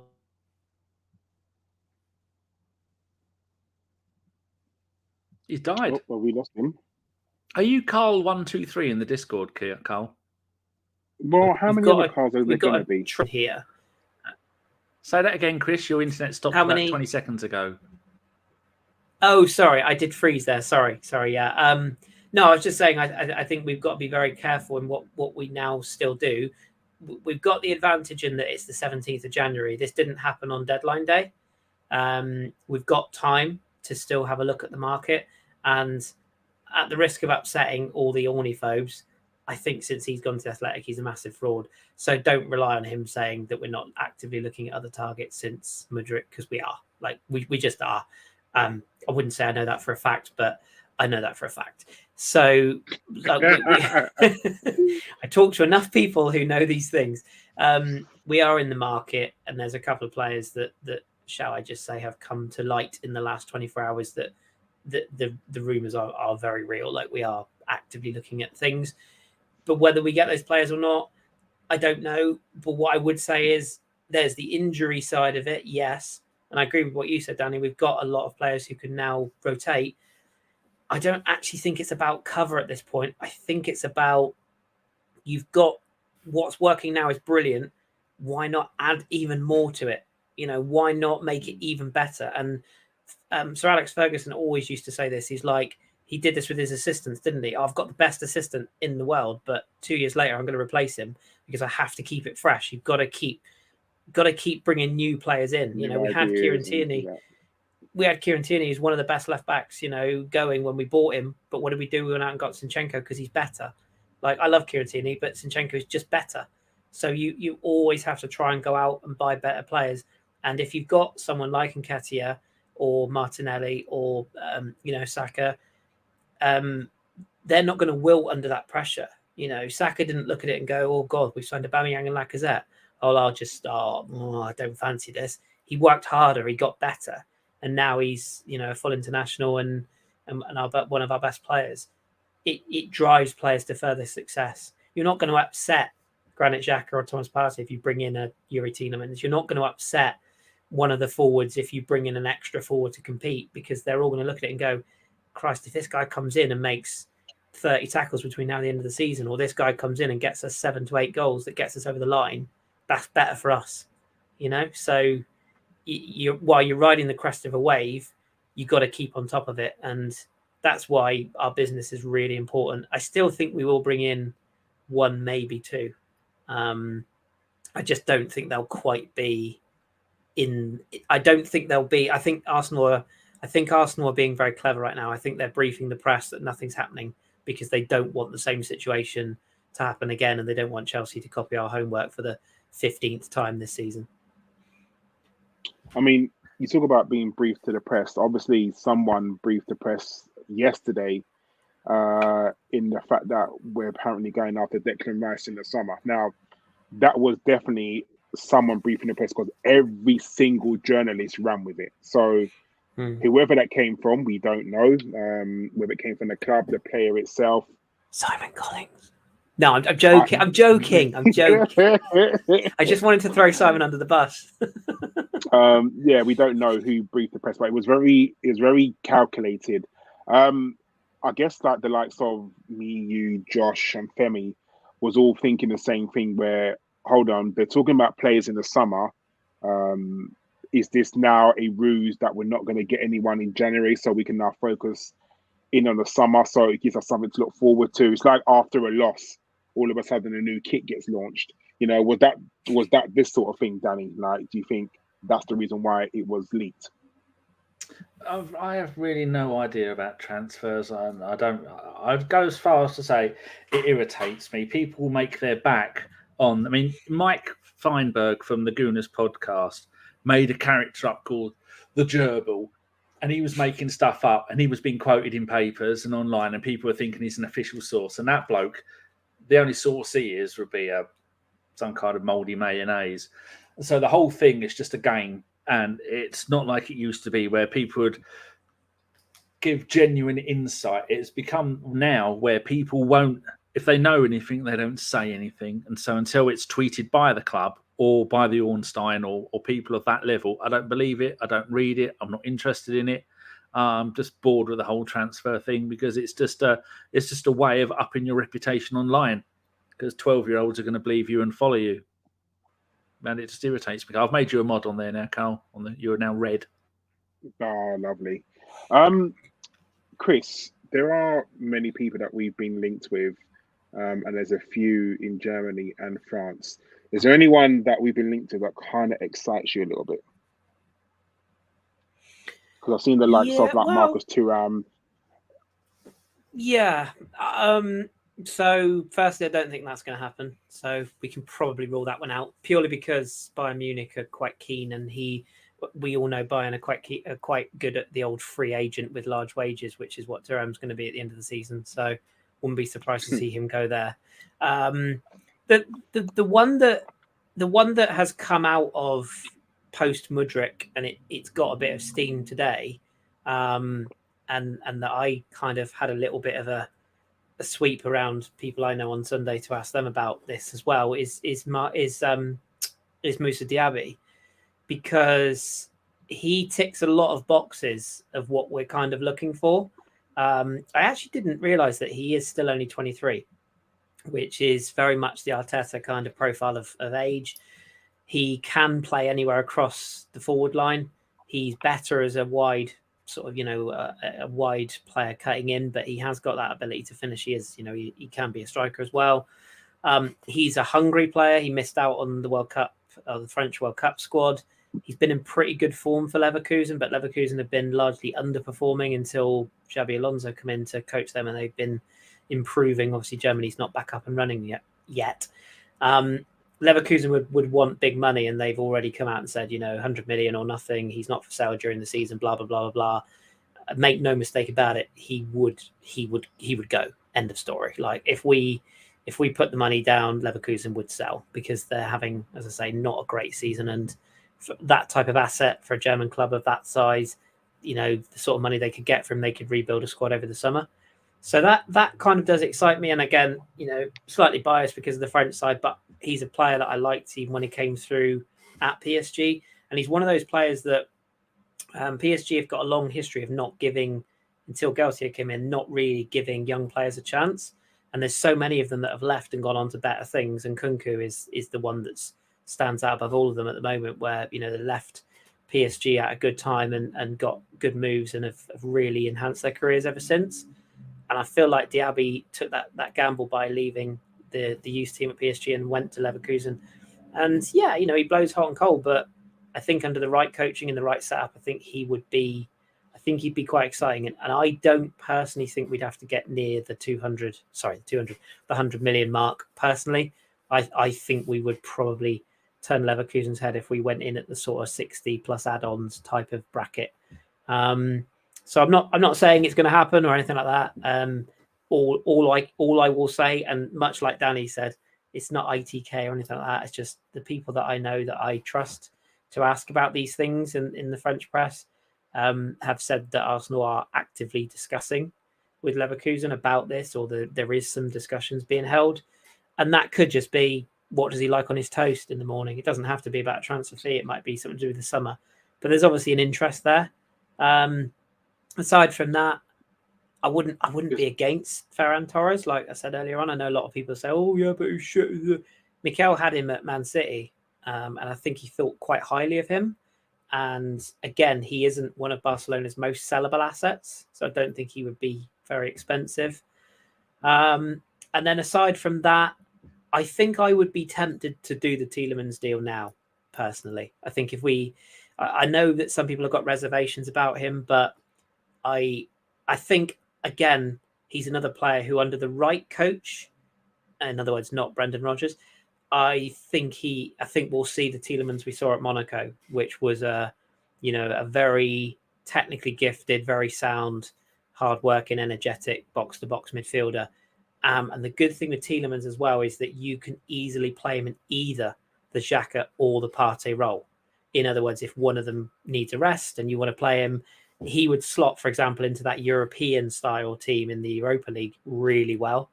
And people have kind of forgotten how good he was at Monaco. He was really good in that team, where that was the same team that Mbappe came out of, during that era when they had Bakayoko and the Mendy we don't speak of and all the others. He was one of their star players. So, I don't really buy into this attitude problem. I think he just wants out of Leicester, and he has done for a while. And he's going to go. It's just whether he goes now or in the summer. And I have a horrible feeling if we don't go now, I think he'll end up like going for the Newcastle dollar. So I think I'd be tempted to go for that. Does it excite me? Or, I don't know. I'm just excited by us and what we're playing right now. All the rest of it, we'll deal with transfers when they come. But I'd be disappointed if we didn't bring at least one in. I probably would still be a bit disappointed if we didn't bring two in. But like I say, I'm not hanging my hat on it. But I don't think there's any way that Mikel has just gone home and said, given Edu a call and gone, "Oh, we didn't get the Ukrainian boy. Well, never mind." Like, he could not have been more obvious in his interviews that sending a message to Stan and the overlords that he needs money. And he's got a perfect dossier, because all he has to do is just flip the DVD of the Amazon documentary and say, right, here's where we were last season. This is what happened. Here's where we are this season. This is what could happen. It writes itself, So 100%. I don't think the money's 100%. An issue. Yeah, I think we've been linked to a load of people. Camavinga, apparently he's not having a good time at Real Madrid, and I'd be very careful with that one. By the way. No, not a good. What's the attitude problem? Little bit, yeah. Well, I would just be a bit cautious. He's not the same Camavinga that left Rennes. He's a little bit more. I've made it now, and I know Ancelotti isn't always the best with young players, but that's the reason why he's not being played on. Yeah, yeah, it's one of the ones like you said about the documentary. You want someone to come in and fit into the squad. You want someone who, like you said, is not going to come out of a nightclub, not going to get themselves into trouble, not going to, disrupt the dressing room. So there's a lot of factors into any transfer. But like you, Chris, I'd be very disappointed if we didn't get at least one person in, because even the whole summer we was going really hard for a winger. You know, we did go for, obviously, Rafinha. We didn't get him. You know, and it shows this winter we was going for Mudryk. We got him, so we didn't get him. So clearly Arteta wants a winger, and he wants a winger badly. And we talked to. Sorry, I didn't mean to interrupt. We talked to Leverkusen in the summer as well. So this isn't like fresh talks for Diaby. This has been ongoing for a while. So that's another thing that gives me a bit of thought there. And two other names to mention. Don't touch Folarin Balogun, leave him where he is, because his development is coming on brilliantly at Rams. Like, leave him there. Like, just don't interrupt that. And if we sign a midfielder, we've got one of, I think, I don't want to jinx him, I think Charlie Patino's got a massive future with Arsenal if he comes back next season. So you don't want to sign a player.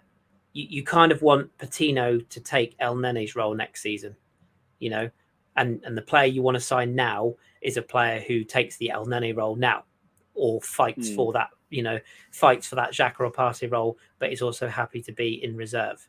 You don't want to like sign a massive name like a Camavinga. That kills Charlie Patino, because a Camavinga doesn't want to go to a club and not play. He wants to come in and he wants to play every week.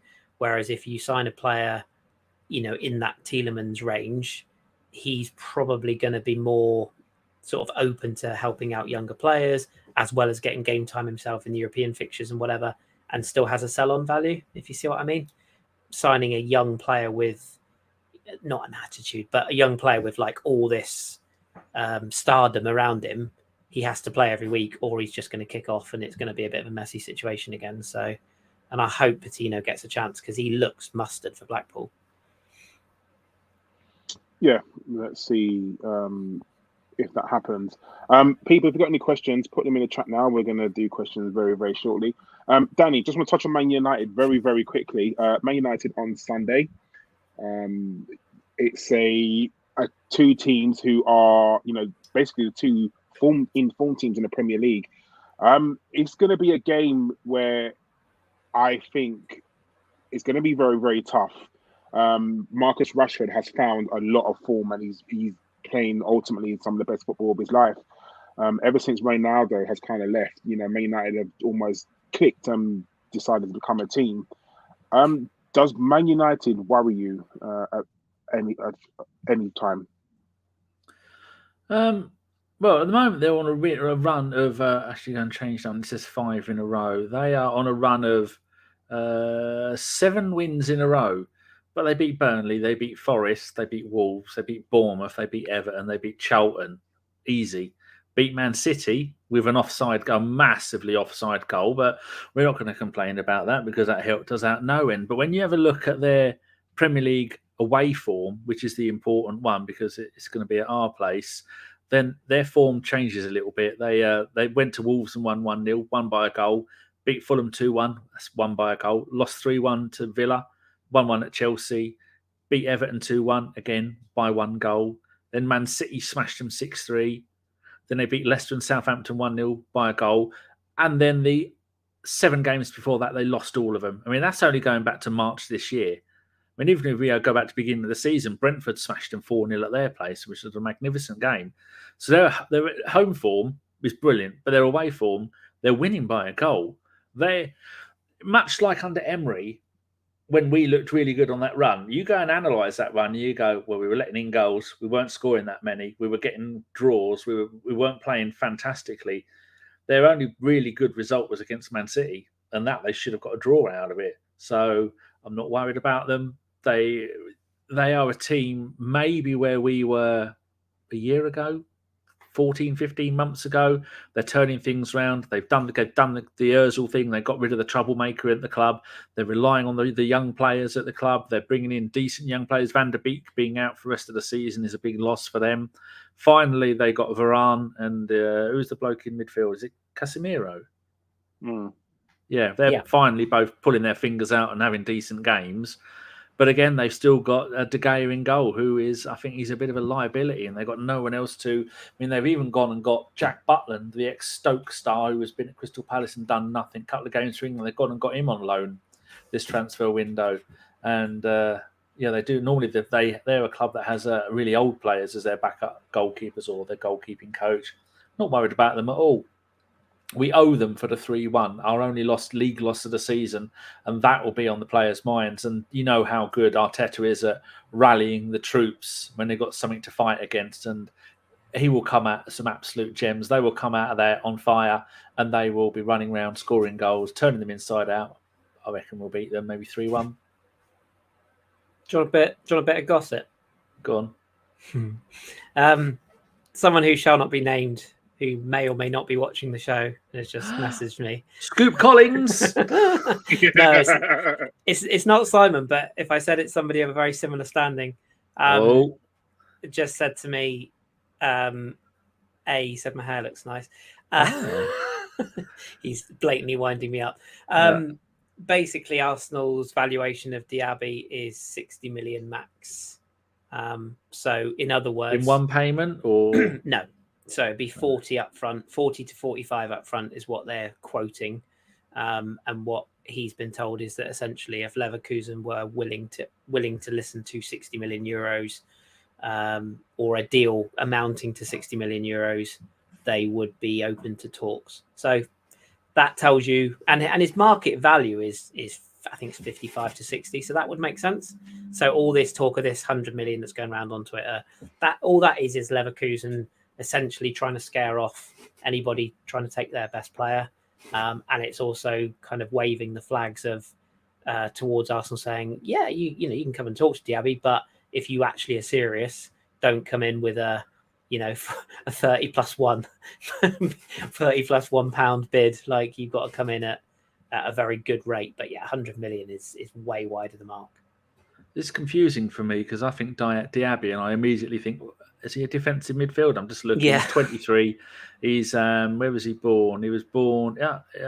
Doesn't say where he was born. I think he's Paris. I think he's got African heritage. Yeah, Mali. Born in Paris, but I think he's got African. Yeah. Mali. He's and for anybody who hasn't seen him, go on. Yeah, anybody who hasn't seen him play, by the way, he is your quintessential sort of nippy, skillful winger, direct, pacey. Low centre of gravity.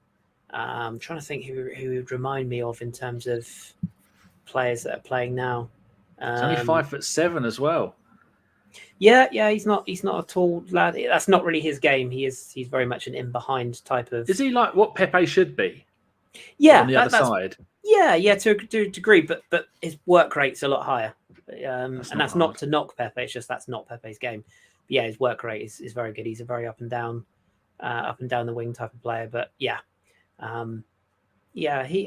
like the profile personally. I do, and he's a player that, when someone's been at a club for a while, and you just think, oh, they could probably do with a fresh start. You know what I mean?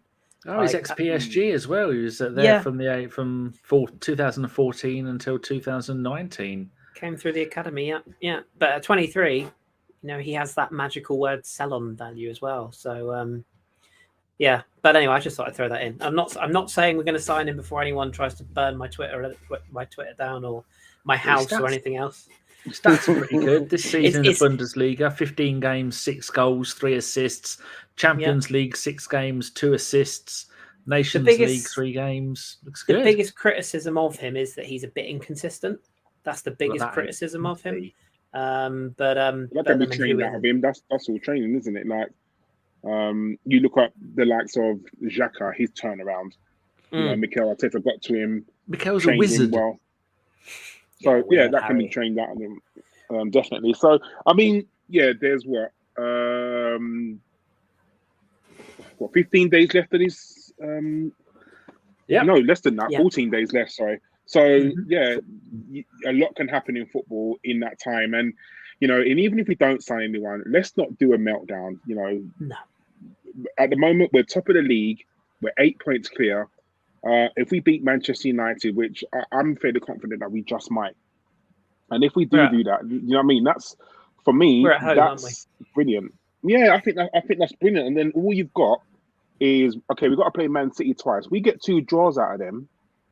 I mean, even if we say, okay, we lose the away game and say we draw the home game or even win the home game, because there's no reason why we cannot win the home game in the slightest. And I don't want people to, I mean, I know we've got Man City in the cup next. And if we do lose that game, I don't want people to melt. I don't want people to go, oh my God, it's over with, like, blah, blah, blah. Like, listen, the cup games are totally different. And yeah, we probably will play quite a strong team in that cup game because we really don't have any players. We might throw in an El Nene, we might throw in a Vieira to rest some players. We can almost guarantee that Eddie's going to play because we just don't have a striker at the moment. But, you know, we just got to play our games. And remember, Manchester City has still got to catch up those 8 points. And 8 and points they're not are playing not very easy. well right now. No, not at all. And they've got Champions League to focus on as well. And yeah, so for me, they've got a harder time. The chasing is always harder because you've got to catch up, and you're always thinking about what the other team are doing. Arsenal don't care that whatever Man United or Man City are doing. I still want to. I know maybe people don't agree with me, but you got to look at Newcastle as well. I don't think they're title challengers. I'm not saying that, but top 4 contenders, 100%. I think they are. And the thing about Newcastle, what scares me just a little bit, and I say this all the time, is that they're in their Adebayor for Man City era. They're in the Girl Clichy era for Man City. They haven't really spent money big. So if they do get into the Champions League this season, or next season, I should say, excuse me, I think it's a scary outcome of Man City, from Newcastle, sorry, because they're going to be looking at the likes of Arsenal. So if we look at certain teams and think, we're going to go for this player, who to say that they won't? I mean, we keep talking about Bellingham going to the likes of Liverpool, going to the likes of Man United, maybe coming to Arsenal, who knows? Remember, Newcastle have got to go to Borussia Dortmund and say, here's 120 million. And hello, Bellingham, we're going to pay you 250,000, 300,000 a week. He's going to go because 1, he's got Champions League football. 2, he's on and if you look about it and you say, you're Eddie Howe and you go to Bellingham and you say, we're going to build a team around you. You are going to be our talisman. You're going to be our star man. And we just need you. Because that's what they did. That's what Man City did, didn't they? With like the likes of Tevez, the likes of Robinho, the likes of David Silva, all those players. You know, they got them in and said, "Oh, we're going to do this, we're going to do that around you," and they became the force that they are today. So I think people really need to look about Newcastle and just don't write them off that quickly. But fuck other teams. We're going to win the Premier League. I've said it, Chris. Now I've said it. I can't go back. You said it. You can't go back. No, quote me, Danny. And don't forget, we're 8 points clear. Man City have to beat us twice, and they're still 2 points behind us. If it's any other team, if it was Liverpool or Man City or Man United, they'd be all over. The bookies would be paying out by now. Because it's us, they don't believe us. The important thing you've shown this season is that we've been able to come back from a defeat. Like that Man United defeat at Old Trafford, we owe them one now because we should have won that game. And when we dropped the point to Newcastle, we went out and won the next game. We absolutely wiped the floor with Brighton. Like, that's the key thing. And people all, you know, I'm hearing a lot of it at the moment. It's like, oh, yeah, but Arsenal haven't had their slip yet. There isn't a rule book that says every team has to have their slip. Like, that isn't a thing. You know? Man City never had their slip when they won their 100 points. Leicester didn't have a slip. Because remember, Leicester literally lost 2 games that season, and they were both to Arsenal. Exactly. So I don't agree with that at all. The psychological damage would be the worry. If we lost to Man City twice in a row, because we're playing them in the Cup and the League, like back to back, aren't we? That would be the slight concern. But yeah, if you said to me, you can be in the league, and said to me, that's all we got there. Oh, sorry. I said if you. I was saying if you said to me we can beat them in the league, but we lose 73-0 in the cup, I'd be like, yeah, that's fine, no problem. Oh yeah, take that all day, definitely. And even after the cup game against Man City, we got Everton away. We will beat Everton away. Well, I remember that They season that we lost on. Yeah, they are dog toxic shit at the moment, aren't they? They've increased their security, haven't they? Because they're worried about what their fans are going to do. So, yeah, that'll be Do fun. you think we're going for a cheeky bid for DCL? Like that's our group, the DCL Mogs. But the guy can't get out of bed without breaking or straining something. No thanks. I know Neil loves him, but is Zaha going anywhere? No. Oh, he's done. If you're talking about playing people the game. who sort the dressing room, there is no way Moody Arteta brings him into the dressing room. No way. Even Vieira's having difficulties taming him. So yeah, no. Should we do questions? He fits Palace. Yes, Daniel. Yes, Daniel. Definitely. Because I don't have anything to do apart from play Football Manager. I made it to the playoffs with Gloucester City. Wow. And then got mugged off because the game fucking hates me. We've got questions. So the first one is from Phil Macker. For you, Karl. 2 weeks left in the window. Is a title achievable if we don't strengthen the squad? I think it'll be harder if we don't. I'll be very honest with you because I think the injuries will come. They definitely will because we've got games that are going to be thick and fast, and I think players do need a rest and not just 10 minutes here, 10 minutes there. I'd like to see Saka come off from the bench like with only 15 minutes left. But I don't think that's going to happen. So I do think that we have to strengthen at some point. If we don't, I think it'll be much harder. But if we do, like, I'll be happy. Definitely happy. But yeah, I think Mikel Arteta and Edu and the rest of the Arsenal board are going to see what happened last season and think to themselves, we can't let this happen again this season. So hopefully that we do at least bring one person in. Okay, remember the quicker answer is the quickest you can go. One for you, Kris, from Fred Thurbin. Who do you think will have the biggest impact in the second part of the season? Vieira, Smith Rowe, or a new signing? Hello, Fred. By the way, that's a name I haven't heard for a while. He worked. He's a. Who was that bloke who knocked down chimneys up north? I don't know. Someone will know. Famous bloke on TV, dead now. He used to live up north and climb a steeplejack and knock down them by hand and with a hammer. He's been doing that. That's what Fred does for a job. Okay, cool. Well, anyway, it's nice to hear from Fred. Smith Rowe, I think. Smith Rowe for me, because I just think he's just got so much. He will have sat on the injury table and watched the development of Saka, not just here but at the World Cup. He would have watched the improvement that Martinelli and Nketiah. I think he will be, if we know anything about him, which I think we do, he'll be chomping at the bit. And remember when he came on as a sub all those games last season and got key goals. If we can get 5-6 goals out of him at crucial times, yeah. And it's a massive month for him because you'd imagine he'll start the cup game with City. You'd imagine he'll probably start Europa games now. He could be like a new signing. And that's not to underplay Vieira, who I think he's got a bigger future. I don't think we're going to see, like, we've seen flashes this season. I don't think we're going to see like the finished raw diamond cut this season, but he'll have a big future. And then obviously signings, I mean, we just don't know, do we? It depends what level of signing we make, and what sort of, what profile they are. And it sounds like we're still in for this lad at Orlando as well. I don't know if you saw that going around earlier on today. Facundo, lad at Orlando. Can't remember his name. He's Uruguayan. I saw the story. Orlando Magic. No, we're not signing Penny Hardaway or whatever. Well done, Kris. Thank you. I can't remember his name. Facundo something, I think it is. But he's Uruguayan. He was very good for Orlando, and apparently we were in before the World Cup, and he said he's waiting to hear of our next move. So he might be another one that we might look at beyond the summer, but he could be accelerated now given where we are. But no, I think Smith Rowe will be. I hope he is anyway, but I think he's got a hell of a second half of the season to come. Really do. I will find this guy's name, by the way. Oh, and I was about to tell you what it was, but I don't want to ruin it for you. I saw it earlier going through my Twitter, and I'll just have to find it.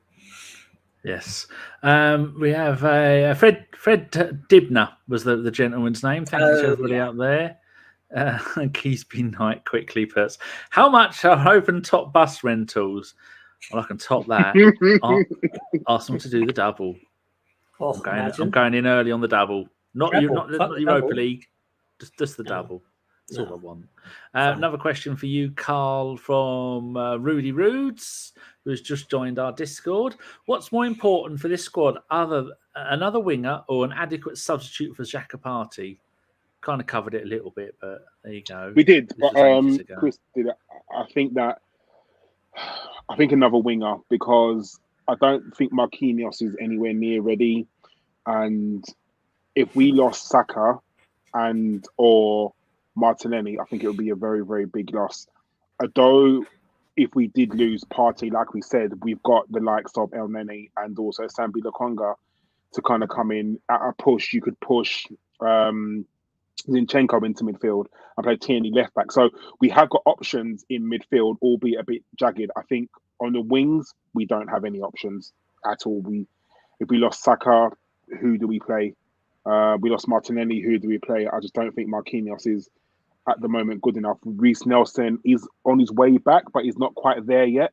So, it's hard. So that's my answer. Boy 10 says, given that Arsenal are seemingly back, how long until Arsenal fandom raises its expectations with signings? I want Jurien Timber lad from Ajax. Never heard of him. There again, he's not in my Football Manager. I don't. It's very United were very keen. Well, obviously, because he plays for Ajax. Have you found the player? Who we could get? Did you find the player, Chris, in Orlando? Yes. Yeah, it's Facundo Torres. I think the chat have just caught up. But yeah. Chris, do you know who we could get possibly? Go on. As a wide forward. Go on. Julian Draxler. Clean. Listen, until that guy signs for Arsenal, I will never rest. I will die on this hill. Benfica's finest. Benfica's finest. Yeah. He's not. I know he's just gone in. It saddens me that he's never going to get his chance to play for Arsenal because he should have and he didn't. Divyesh Patel says, if we bring in two, realistically, what two positions do we strengthen given midfield looks like a summer move? And does Chris know anything about Fresneda? Fresneda. This is the right back at Oviedo, or is it Valladolid?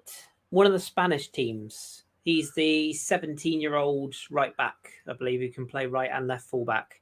Valladolid, Valladolid, is it? Yeah, there you go. So they play in white and purple. Yeah, I don't know a lot about him. You'd have to speak to somebody. Was it Real Madrid as a kid? Yeah, you might want to speak to who's the chap I follow on Spanish football? I can't remember his name. That's going to really bug me. I'll try and look it up in a minute. But yeah, again, he'd be one for the future. But I guess right back is probably an area that you would want to have somebody for the future, I suppose. Haven't we got Norton Cuffy? He's doing really well. Taken back from Rotherham, sent to Coventry. But then if this lad can play right and left back, then it means he's got that option of the multi-talented versatility. And ultimately, when you're paying for a kid that age, you're paying for potential, aren't you? You're not necessarily thinking put him in the team for next weekend's home game, are you? So I mean, if the deal works on paper and the talent's there, from what I've only sort of heard about him, not watched him live myself, but yeah, all the reports are that he's very, very good. So yeah, it might be worth doing some research on him for sure. Fred Turbin has got down a free Steeple Jack and asks, this is a decent question, it deserves more time. A few players join clubs and their careers still go backwards. Should players engage scouting companies to look at the style and personalities of the team who are trying to buy them? Bloody hell, that's deep. I think that's a really good point, though. I think it is, and I'll try and give it a very quick go. Every player that goes to a club, I'm sure they think that they can change that club, whoever it is. If you're a striker, you're thinking that your goals are going to, propel the club to go forward. If you're a midfielder, you're thinking that you're going to have to dominate that midfield and change games. And Chris made a good point. Like, I like the term that he used, manage games, what Martin Odegaard does. And I'm sure a lot of people think that, centre midfielders go there, manage games, defenders likewise think that they can, stop conceding the team conceding goals. I think I'm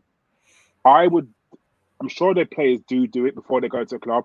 They must talk to players who are already there. I know it's probably harder from people overseas. Like if Kris was a footballer and he was going to move to Germany and he didn't know anyone there, like it'd be very hard to try and gauge the people in the dressing room or get someone to talk to if you don't know anybody there. So in that sense, it's kind of hard. I think you're right what you're saying, that you do want to be able to go to the club, to walk around the dressing room. You should be given a trial day, like to go in the dressing room, talk to people to see if you like them, and be able to pull out if you need to. But I think whereas some of these young footballers, their agent runs their careers. So if their agent says, by the way, you're leaving this club and you're going to that club, you're going to get paid double what you get paid now. They don't really think, all they see is pound signs or euro signs or whatever currency they're going to be in. So I think that is a bit of an issue as well. So I think that's the best answer I can give. But you're right. I think it'd be brilliant for teams to go to a club, even for a week, and train with them and see if they like the setup, see if they like the people, because you may get to a club and you may just not like the people. We've all got people that we work with and we don't like. And it's the same as footballers. I mean, yeah, you may only see them in the dressing room, going to training. Do you know what I mean? There's loads of things that in a club you may not like. You may not like the manager's attitude. When the manager's trying to sign you, he's going to be very nice to you. Oh, mate, he's going to tell you all your sweet nothings, whisper in your ear, kiss the back of your neck, tell you everything. And then once you get there, he could be right. Once you get to the club, he could be an absolute donut. So it's nice to see people probably in their natural habitat. And I think what's really good about Arsenal, that All or Nothing documentary, you saw how Mikel Arteta really is. You saw him behind. You saw the speeches he gives. You saw about the one-on-one coaching sessions where the coaches will bring the players into that room with all the seats, padded seats, and talk to them about their game, how they can turn. Bless you, Danny. So I think that All or Nothing documentary would have definitely boosted our profile. So yeah, that's the best answer I can give. Thanks. And don't forget, players sometimes sign for clubs where the manager might not have even had any say in the fact the player's coming in. Chelsea. Yeah. Sorry. The two I was going to mention are Renato Sanchez at PSG and Fabian Ruiz at PSG, who were both agreed to by Gaultier, but were both signed on reputations. Ruiz was like one of the best midfielders in Europe for Napoli last season, has gone to PSG, and it's just not worked at all yet. And Renato Sanchez has gone off a cliff. He's another one with a bit of an attitude issue, I think. I didn't rate him when he went from Bayern to Swansea. Well, he was dreadful at Swansea. Great hope. Yeah. He passed to an advertising hoarding, didn't he? But I mean, if you look at him on paper, he's got all the attributes. But yeah. Sometimes players are signed by clubs because they're the hot thing, when in reality the managers don't even want them in the first place. That person to follow, by the way, if you're interested, is chap called Gav at La Liga Gavila, as in Gavila. He's very good on his Spanish football, so he's worth a follow. I shall clear up these next two from Phil Macker. Have you guys watched the video, the Gabriel video on him dealing with Kane? It's truly shocking to watch Kane spend 90 minutes diving and trying to engineer fouls rather than playing football. Yep, we all saw that and we all loved every second of it. Fred Thurbin has said, how much does Amari Hutchinson regret leaving us for Chelsea now? Well, they probably quadrupled his wages and he doesn't give a shit like most other young players nowadays. It's all about out on loan to Reading or something like that. Yeah. He'd be getting game time for us now, I think. I think he'd be on the bench. Yeah, he 100%. Would be. But he come from Chelsea in the first place, so fuck him. Stefan Selby says, describe how you feel about this Arsenal in one word. I will start and I'll use the word moist. I was just going to say that's exactly the word I was going to use. By the way, triumphant. I'll have actually triumphant. Just quickly, that person said about the Gabriel video. He's been fucking brilliant this season. That's Phil Macker, the one. Well, Phil's been brilliant, but Gabriel's been fucking superb. I mean, obviously we all love Big Willie. I love Big Willie. Can't get enough Big Willie. But yeah, Gabriel's One been word. very, very quietly brilliant. So can I have moist? You can have moist. Or Karl? can I have sexual? Or can I have orgasmic? Or can I have? No, I'm gonna use the word proud. That's the word I'm gonna use. Oh, I'm proud to wonderful. see us playing football again. Karl? Jubilant. Oh, there we go. Do you know, That's it's been a long time since we've seen Arsenal play as good as we know we can, and you know we've been through some torrid times. I think I was watching on Sky a game. I don't know if you might. I can't remember what season it was. It was an Arsene Wenger game where we were 2-0 up against Wigan, and then we lost 3-2. And I looked at that and I thought, we as Arsenal fans have suffered. We really have, and it's just nice to. I mean, that's not to say that it won't happen again, but it's just nice to see us playing really good football and enjoying it, and Arsenal fans actually being happy. You know, people always find shit to moan at because it's people, but it's very hard to moan about this Arsenal team at the moment. And if anybody's wondering, in a game of Scrabble, the word jubilant would get you 27 points. That's 27 points. Didn't ask. Fair enough. Thunder Road. Kris, thoughts on Rennes winger Kamaldeen Sulemana? Would a loan be better for him than nothing? God, you butchered that. Kamaldeen Sulemana, I believe is he. Whatever. That's not what his mates call him. No. No. Flat. Again, another one of these who has a little bit in the same school as Jeremy Doku at Rennes. Lots of pace, lots of ability, lots of potential, but just hasn't consistently delivered enough. The one player I would have looked at Rennes is unfortunately out for the rest of the season, Martin Terrier, who's been absolutely brilliant. He did his ACL, which is really unfortunate because he was fantastic. They've got another winger called Benjamin Bourigeaud, who's equally probably as good on the other side, but neither, I would say, are in the Arsenal kind of bracket, which I can say that now because we're great. But if one of those pitched up at sort of like, particularly Bourigeaud or Sulemana would be the sort of player who would pitch up at sort of an Everton or a West Ham, a bit like Ben Rama, that type of level. But yeah, I don't foresee us being interested in that kind of level player. But yeah, good luck to him. He is talented, but he just hasn't done it consistently enough. Okie dokie. Final question, unless I find any more, to you, Karl, from Rudy Rudes, who is the evil twin of Rudy Rastos.